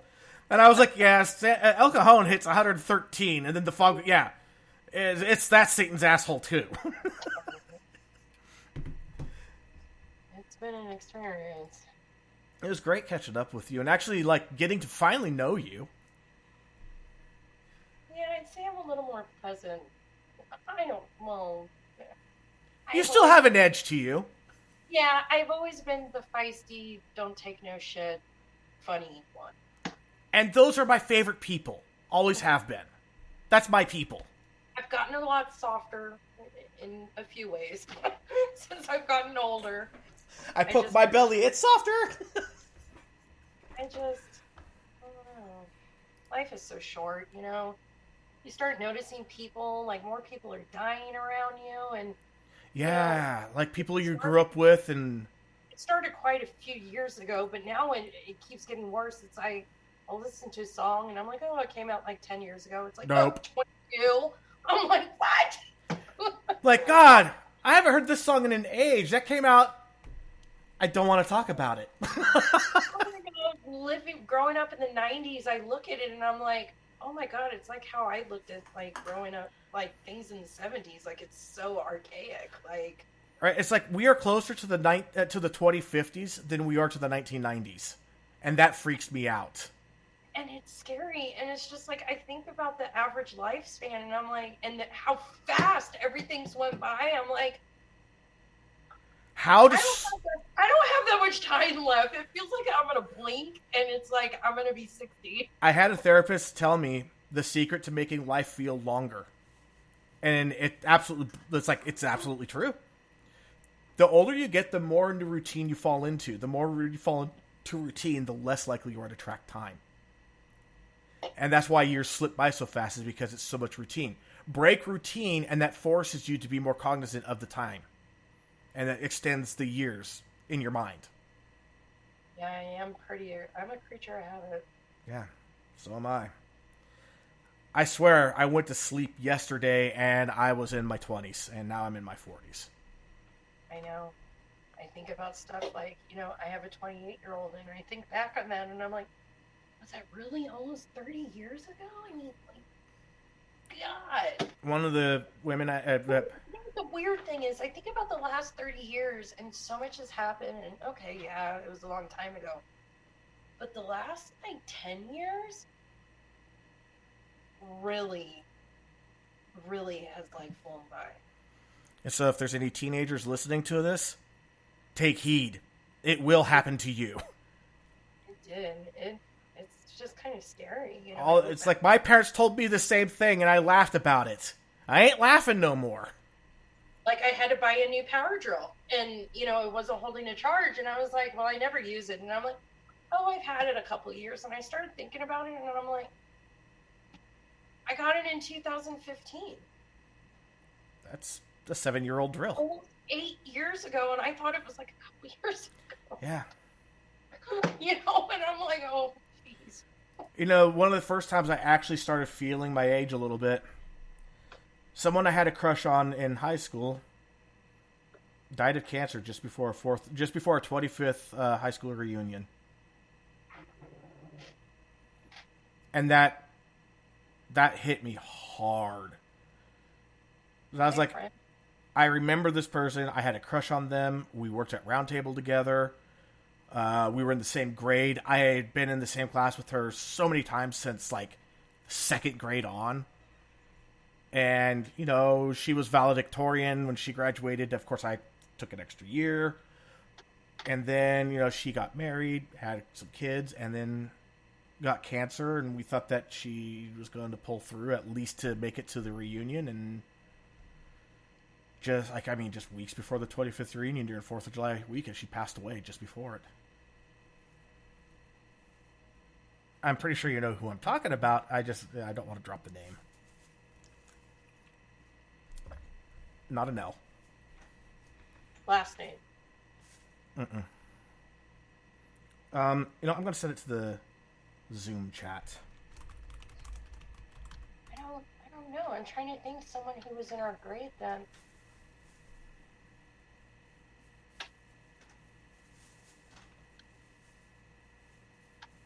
Oh, one that fucked me up right out of high school. Someone I thought was an absolute sweetheart. Double L for initials. Was going to school at Simpson College in Reading. Freshman year for her, car crash, died. Fireball car crash. Kind of like one of the Hanson brothers. You know, remember there's Jim and John Hanson, the teachers? Ooh. Yeah, that fucked with me. So, did you see the chat I sent you? In Zoom? I can send it to you in... I'm not on Zoom. Yeah, we are. We're talking on it. Yeah, but that's on my phone. Oh, okay. Where did How does school me on this? Like, there. I just sent it to you on Messenger. Oh. That was the cancer. I would have to see a picture. I definitely recognize the name. Yeah. And then the one that died in that fireball car crash. What? Yeah. That was in 96, 97. Oh, I'm thinking her sister. Her sister was in my grade. Okay. I didn't know about her sister, though. Wasn't that her older sister? Yep. That was my grade. That was my grade. I mean, I think we're just like a grade or two apart. Oh my gosh. Yeah, those two fucked me up. Because again, it's even though I wasn't close to either of them, I was always friendly with both of them, and I talked to them a lot in school. Like, you know, not a lot, but we always had kind words for each other in passing and stuff. And then, like I said, I worked with the first one. And I helped train her at Roundtable, and then just gone. It was a reminder of my own mortality. And when you're like a teenagers and 25th high school anniversary, you're still in your 30s, and they're just gone. Lalo, gone. No. Freaking cancer, man. Yeah. My job used to depress me so much in the beginning. Like, I'd cry, and I'm kind of just used to it now. But God, everyone has cancer. Everyone. It's like statistically now, in your lifetime, you have a 50% chance of developing cancer. Pretty much. I pretty much figure I'm not gonna be one of those people. I'll be, the crappy half. I'm gonna get some kind of cancer and die. It's just everywhere. I'm going to get that one kind of cancer that they're like, holy shit, that's rare. You're fucked. It's just, that's why I always tell people, I'm like, dude, be hyper aware of what's going on in your body. Like, if you feel something's not right or it's out of the ordinary, go to the doctor. If you gotta advocate for yourself, like. And if they tell you it's just a part of getting older, okay, that's fine. True, but if something still just, you're like, something isn't right, like, I have a girlfriend in our hometown that freaking had leukemia, and they put it off, kept telling her she had a virus, and they let it go for like 6 months until kept giving her antibiotics, and that's not doing anything. I was like, you need to get a second opinion, something's not right, Like, you keep getting these fevers. A fever is something's not okay. Like, and you keep getting a fever. You're taking these antibiotics, nothing's happening. I'm like, haven't they done blood work? Like, for me, it's like, if something's going on with me, my doctors are always like, oh, do a panel, and I was like, yeah.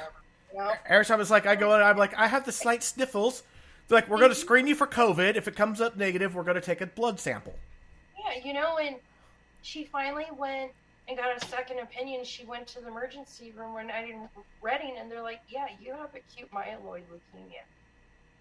And, like, she seemed like she was getting better. She was getting ready for a transplant. She was going to go, to where I work, and it took 2 weeks off, and she got up here and had a seizure, was unresponsive, and she ended up having a fungal infection in her nose, and they removed her. They went in, it just took everything out, but they're like, we can't get it all out. It's like too far gone. And she woke up and was aware enough that they said, we can remove the rest of it, but you're going to have a large portion of your face missing. And still, we don't think you have a good, outcome. And it was like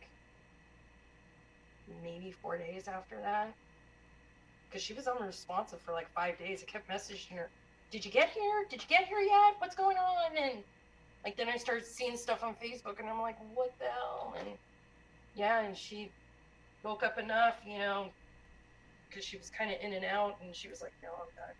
She's 33. Wow. So one of my wife's aunts, living alone, recently divorced, all kids are adults at this point, empty nest, has an apartment, and overall just really loving life at this point. Has all of her finances in order. She finally gets to live the good life. Falls, hits her head, gets a little scratch. That little scratch wound up getting an infection that killed her in a week. That's crazy. Or the people who get, head injuries, and they're just like, oh, no big deal. But that's why they take them so serious, because you can have like trauma inside your head that. I almost lost my mom to a traumatic brain injury. Yeah, and that's why they take them so serious.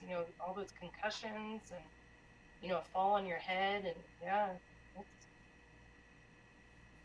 Yeah, just because you feel okay in the moment doesn't mean you're okay. How many times is the stories of, so they're in a car accident, they hit their head, they walked out of the car accident, they were seen by the paramedics, and they started walking away, and they just collapsed dead. Because your body's in fucking shock.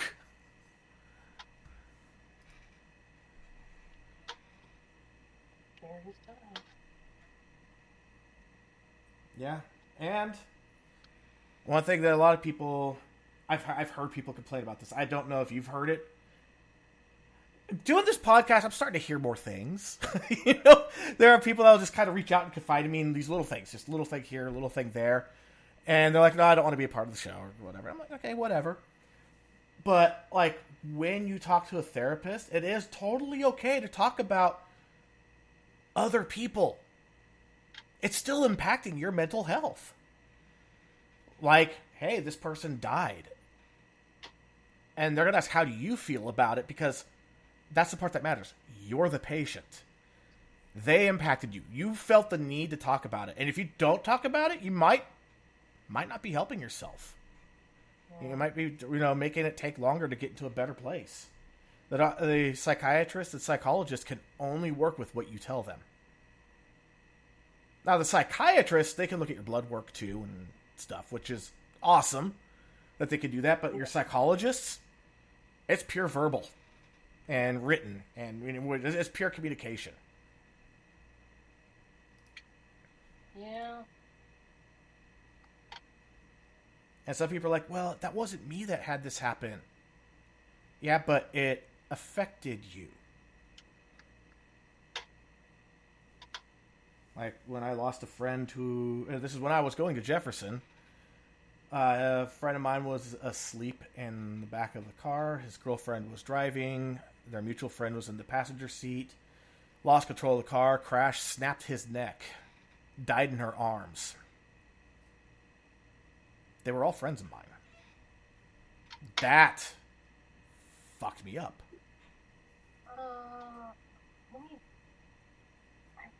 Hang on, let me pull Facebook up again.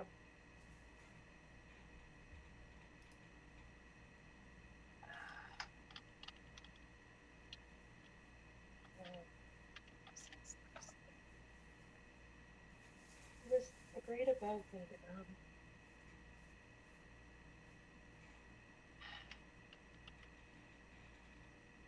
I just messaged you. Sadite.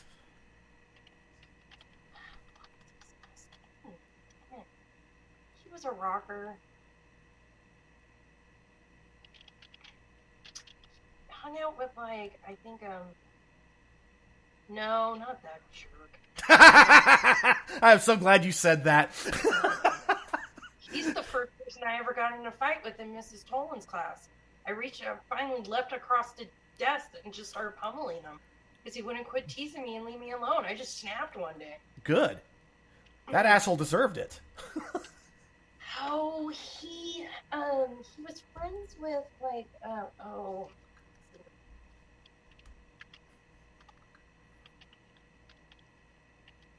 I'm sorry for the listeners. We're not name dropping on purpose. It's not our stories to tell. Anyways, I remember. Yeah. He died, like out of high school or something, or if he even made it to high school. Did he move away or something? But I remember he died in. God, I'm trying to remember his last name. I know who you're talking about though. As soon as he named those other names, I'm like, yeah, I know them. Shit, I follow the second one on Facebook. We're friends. Oh, I've dealt with him over the years. He was like my first boyfriend. Like, he insists like he's in love with me all these years, and I'm like, you're an idiot. Him and I just talked last weekend, and I'm like, oh god, this again? He's a good guy, though. You gotta at least give him that. He's a good guy. He had some serious anger issues when he was young, and I'm just like... Yeah? He seems to be pretty chill now. Yeah, but he's in this miserable relationship, and it seems to be like... Oh, I know what you're talking about. And I'm like, dude, like, you either, like, deal with your shit, leave, get happy, or it's like you're hanging around just till something better comes along. And that's not fair to you, and it's really not fair to her. Well, I'm not interested. And so finally I called him on his bluff I had a few last weekend. Look at me. Yes, I had a few. So I'm all fine. You know what? I feel the same. You've had this flame for me for 25 years? I went, let's do it. I have the messages. I'm going, wait a minute, hold up. Are you saying you feel the same? Oh, yes. Let's do this. Fucking crickets, man.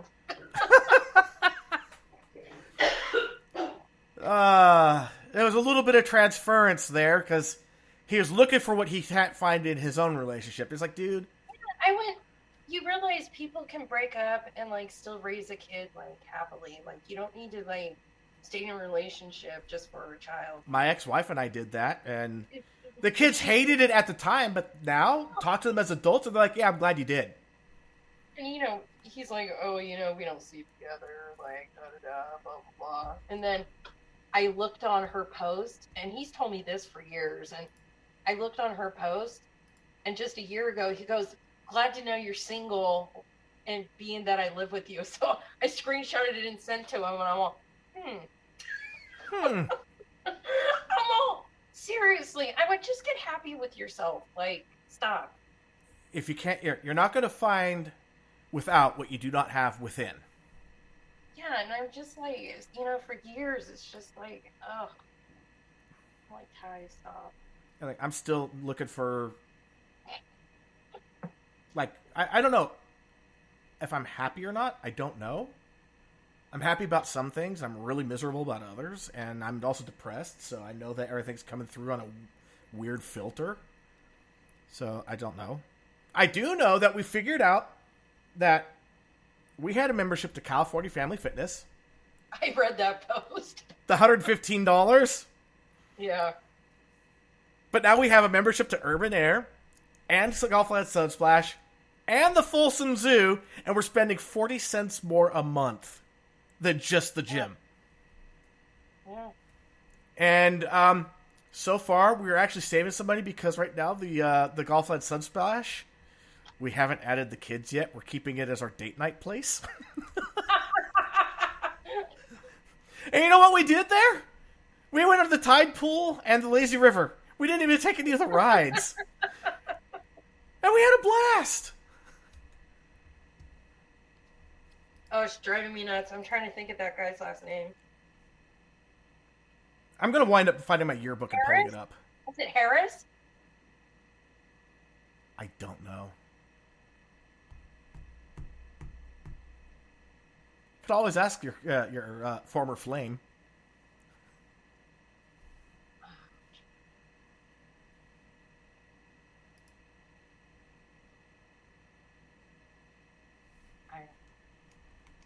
That was a long time ago. I really think about formal flame. He literally has gotten shitty with me on my Facebook when I've been in relationships. And just like, you never gave me a chance. Oh, good to see this again. And I'm just like, dude, you have a child with this woman. You've been together like 10 years. How are you even saying this shit to me, let alone publicly, you idiot? Like, it would be a real shame if your wife happened to look at your posts. They're not married, but they might as well be. It's just like... Wait, 10 years and they still haven't... Oh, Jesus. No. She's had hers, like, single for, like, ever. Her profile picture is a picture of him cut out. I even told him, if that doesn't tell you something, dude, I mean, come on. It's been single for several years now. Like, I understand you had a baby with her, but, Apparently she's moving on. She's dropping hints, and I mean, we're talking hints about the size of the bombs that were dropped on Hiroshima. I know. I'm just like, God, I just couldn't imagine, like, I mean, I could see, like, being in a situation like that. Like, when because I moved back to Mount Shasta for a couple of years, like, I was missing my family and my mom. And my whole family could move back to Mount Shasta. I would not move back there. I can't. It is so different now. 3 very long years. And when I moved back in 2013, so from 10 to 13, I moved back there. I stayed with my youngest dad. We were cool. And, but I don't think I don't know what this situation is. All I know is I don't want to get involved, and I told him for years I'm not interested. Like, dude, I'm never that lonely to, like, want to open a can of bullshit worms like that. I'm cool. I get that. Hey, what the hell? I prefer not to be, like, alone forever, but I don't seek it out anymore. I don't pine away about being lonely. My daughter keeps me, like, When she moves out, that'll be a whole different story. But I don't know. I just don't. You have so many shitty experiences. You're just like, I'm good. You know, what's going to wind up happening is that the person's going to find you when you least expect it, and they're going to respect the fact that you don't need them, and hopefully they don't need you, but you guys just click. I mean, that's what I've been told is the secret to a happy marriage is that. You know, and then they're like, when you don't look for it, you'll find it. I'm like, dude, I never leave my house. I'm not going to find shit. I'm like, and no one's going to find me. Unless it comes crawling underneath my door, but Unless then it's an Amazon package, it is not going to find me. Watch me, the Amazon delivery guy.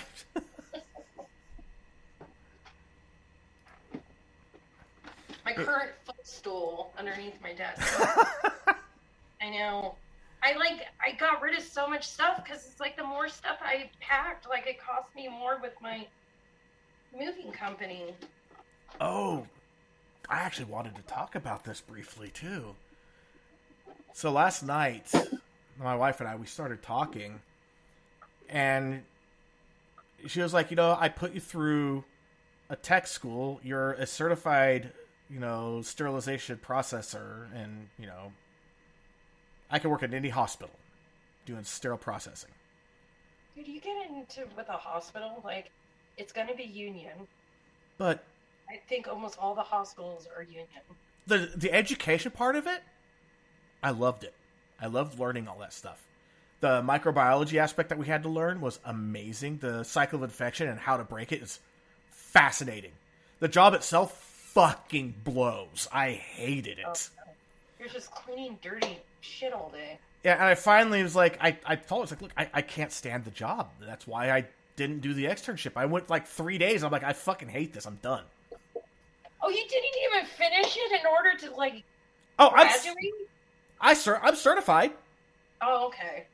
But I didn't finish, and the externship was just about getting the experience. I could still go and get my externship if I want to. The school doesn't exist anymore, but it's just, I go and say, hey, can I just volunteer in the department? Here's my certification. I couldn't graduate without having but my externs. I was like, this fucking blows. I hate it.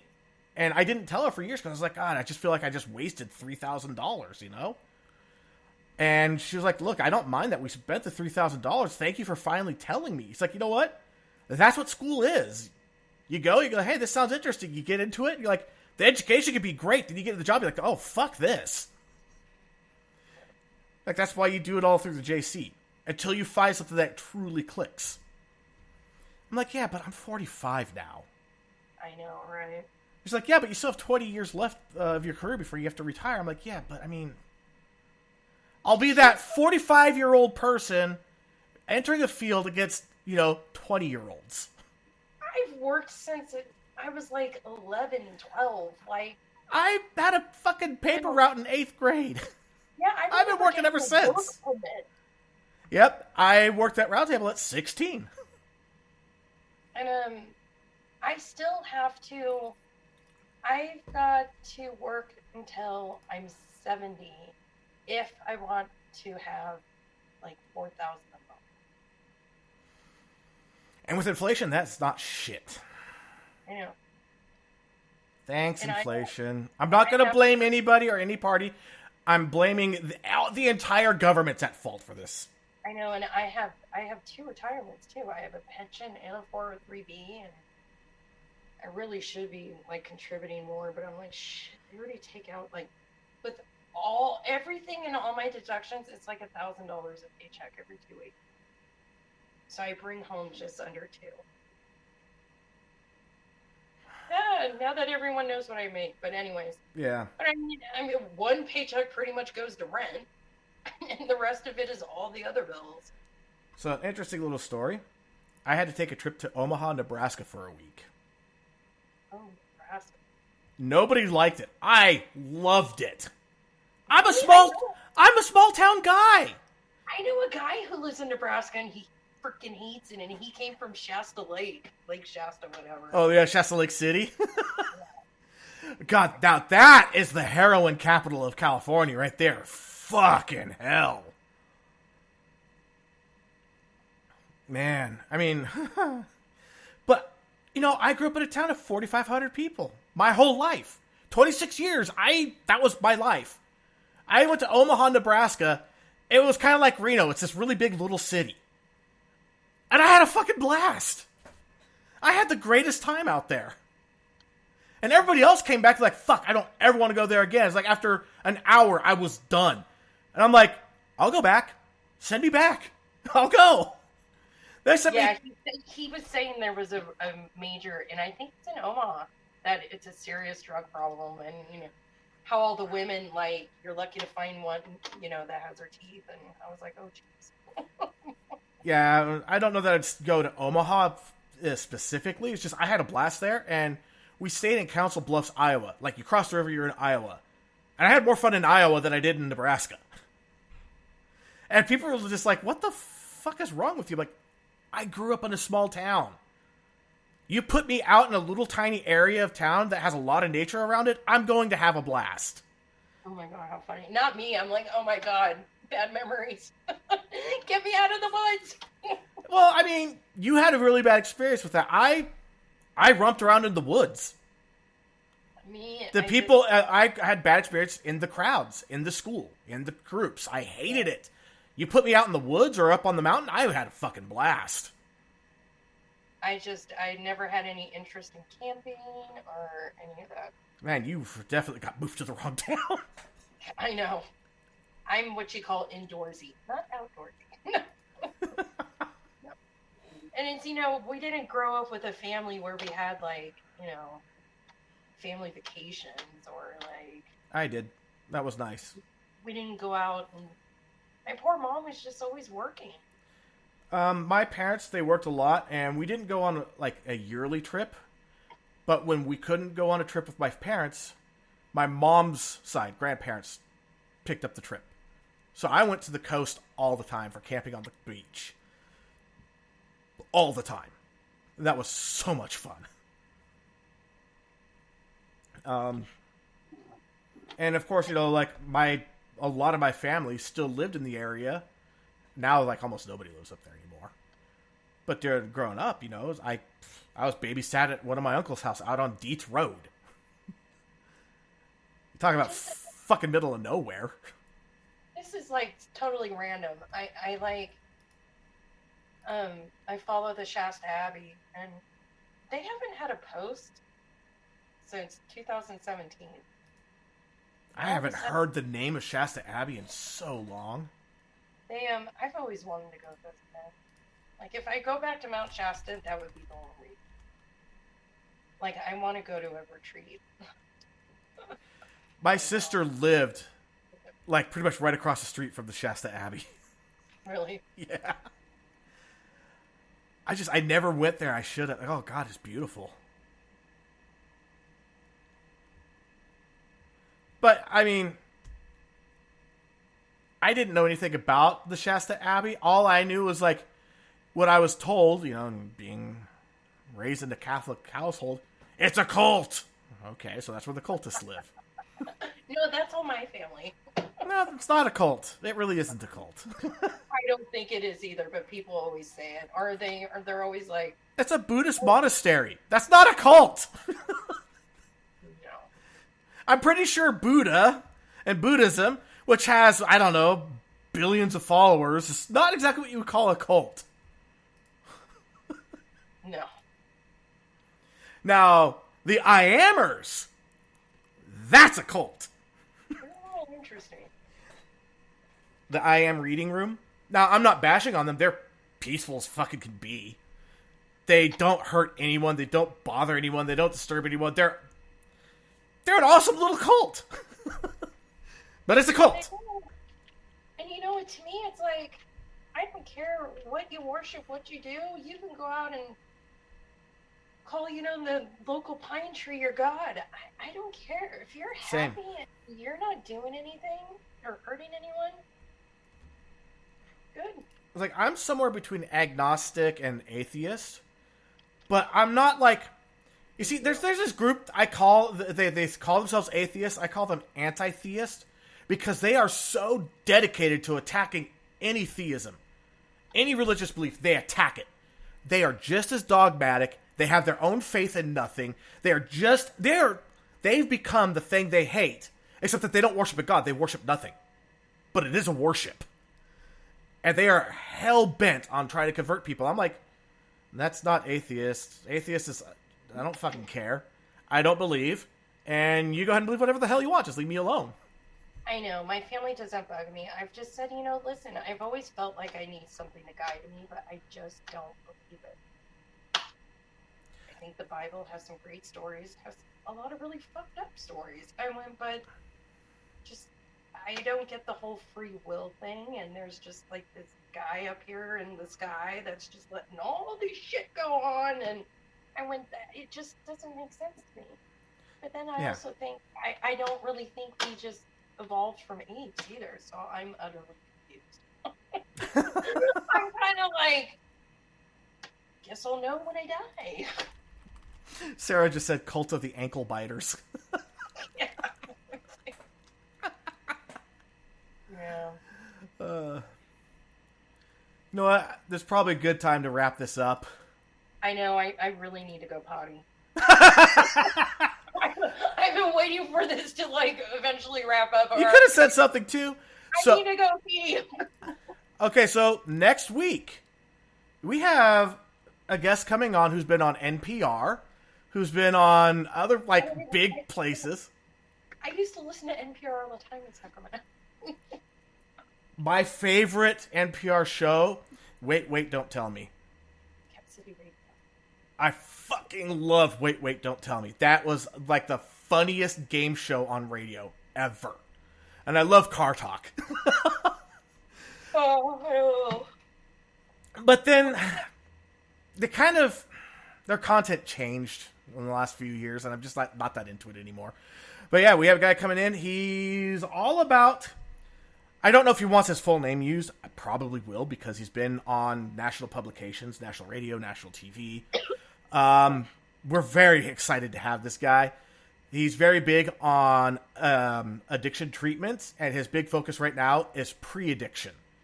Catching them before they fall kind of stuff. And, I mean, let's face it, addiction and mental health, they go hand in hand. They don't depend on each other, but man, do they wind up together a lot. Yeah, I always debate about, alcoholism. Is it really a disease? I think it's a little bit of both. Because you literally physically become dependent on the alcohol. True. And see, I can smoke cigarettes, and I usually do when I drink, and I won't smoke for, months. I've never smoked a cigarette. I've never smoked tobacco. And then I'll smoke a lot, and then I won't. Or, to be honest, I've done cocaine. Loved it!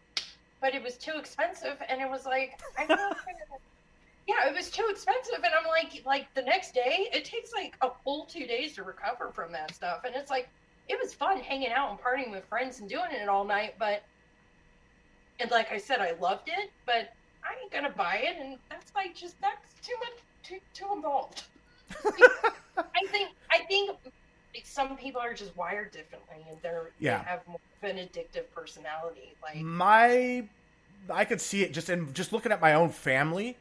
The addiction runs like a wildfire through my family, and I nearly fell in deep for alcoholism. I had that moment. I was working at a local bar, Slingshots, if you remember that one. Yeah. Madison. Yeah. It was off of Madison. You know where the Labu is on Madison and Garfield? Mm. And then there's that windmill car wash. Yes. That same shopping center is where Slingshots was. I DJ'd and ran karaoke there, and they used to pay me $50 a night plus 3 free drinks, and I would get the pint size, top shelf Tokyo teas. Oh God, I don't. You know what that would. Just one could fuck up some people. I would slam 3 of those and not feel a thing, and I had that moment of clarity, going, if I keep doing this, I will fuck my life up. And I quit. My mom's an alcoholic. I have uncles that are alcoholics. I had grandparents that are alcoholics, great-grandparents that are alcoholics. I felt like I dodged a bullet. Yeah. But I know that I have a very addictive personality. So, like cocaine? Nope. Not going to try it. Meth? Nope. No. Oh, see, never. That's all I've tried. I've never done hallucinogenics. I've done shrooms, and I liked it. See, I don't want to feel like out of control. I still want to have control. Like, if I start seeing things with my history, I'd probably end up in another freaking 5150. Except I would be like that shit crazy, probably running around like a nutball, thinking like gremlins are chasing after me. Like, I just don't want mind altering stuff. I get that. Actually, it was funny. We actually had an episode where we did talk a little bit about microdosing. I have read a lot about that. Yeah, that's something I'm looking into myself. Like the was it psilocybin? You know, the main ingredient in shrooms that get you going, that get you the hallucinations. If you microdose on that, apparently it's like really good for depression. Yeah, I want to try that. I've read articles about that. I'm like, okay, I try just a little bit and see how it works. Yeah. But then we just got a list of little comments here before we go. Os said, "You guys are awesome. Thank you for putting this together, E. The show is always as awesome as you are." Aww. And thank you, Favor, for sharing. You did great. Sarah said, "Addiction and dependency are separate, though. A lot of mental health pros even use addiction as a bad word for medical dependent patients." And then Sarah's like, "Yeah, magic mushrooms. Psilocybin." And Os said, "Microdosing works for me." Os was the one that actually came on and we talked about microdosing. I mean, but how do you, I just don't see going to my doctor and being like, hey, can we try like just a little bit of shrooms? I mean, I don't know of anyone who actually like gets this, like, I mean, it's not legal. Like, how do you go about even like starting? Well, that's the challenge when you're in a state that it's not legal. Like Oregon, they're like, fuck it, we're going to legalize everything. That's the place to go for this stuff. But I mean, then you're living in Oregon. And I mean, you literally go 5 miles outside of any city and you're in a weird fucking spot because it's Oregon. I like Oregon. Not Medford. I don't like southern Oregon. But Medford is okay. I like Ashland, but Ashland's just a fun town. Ashland's cool. Expensive as fuck. Yeah. But then they also have the Shakespeare Festival, which is just fucking awesome. I was telling myself, I gotta quit talking. I have to go keep... But really fast, Sarah did say, tiny amounts don't give you visuals or really any perceptible shift. Thank you for coming on, Favor. Os, you don't talk to your doctor about it. And also, Os said, Favor, if you have questions about it, reach out to me. E has my contact info. As Sarah said, depending on the states, it's legal. You can in Oregon, but there's no dosage, and you can't get it through the doc. Dosage is fairly standard, though. The information's out there. I have some people that I can hook you up with. They offered it to you, so when you're done going potty, hit me up. I'll connect you guys. You guys can talk. I'm floating. Okay. Your teeth are floating? Are you seeing yellow yet? I'm trying not to laugh too much, and my legs are crossed really tight. Okay. I'll let you go. I'm not going to drop any more jokes. Okay. All right, everybody. We will catch you next week. On behalf of the rest of the co-hosts, I am E. Thank you very much. Have a good night.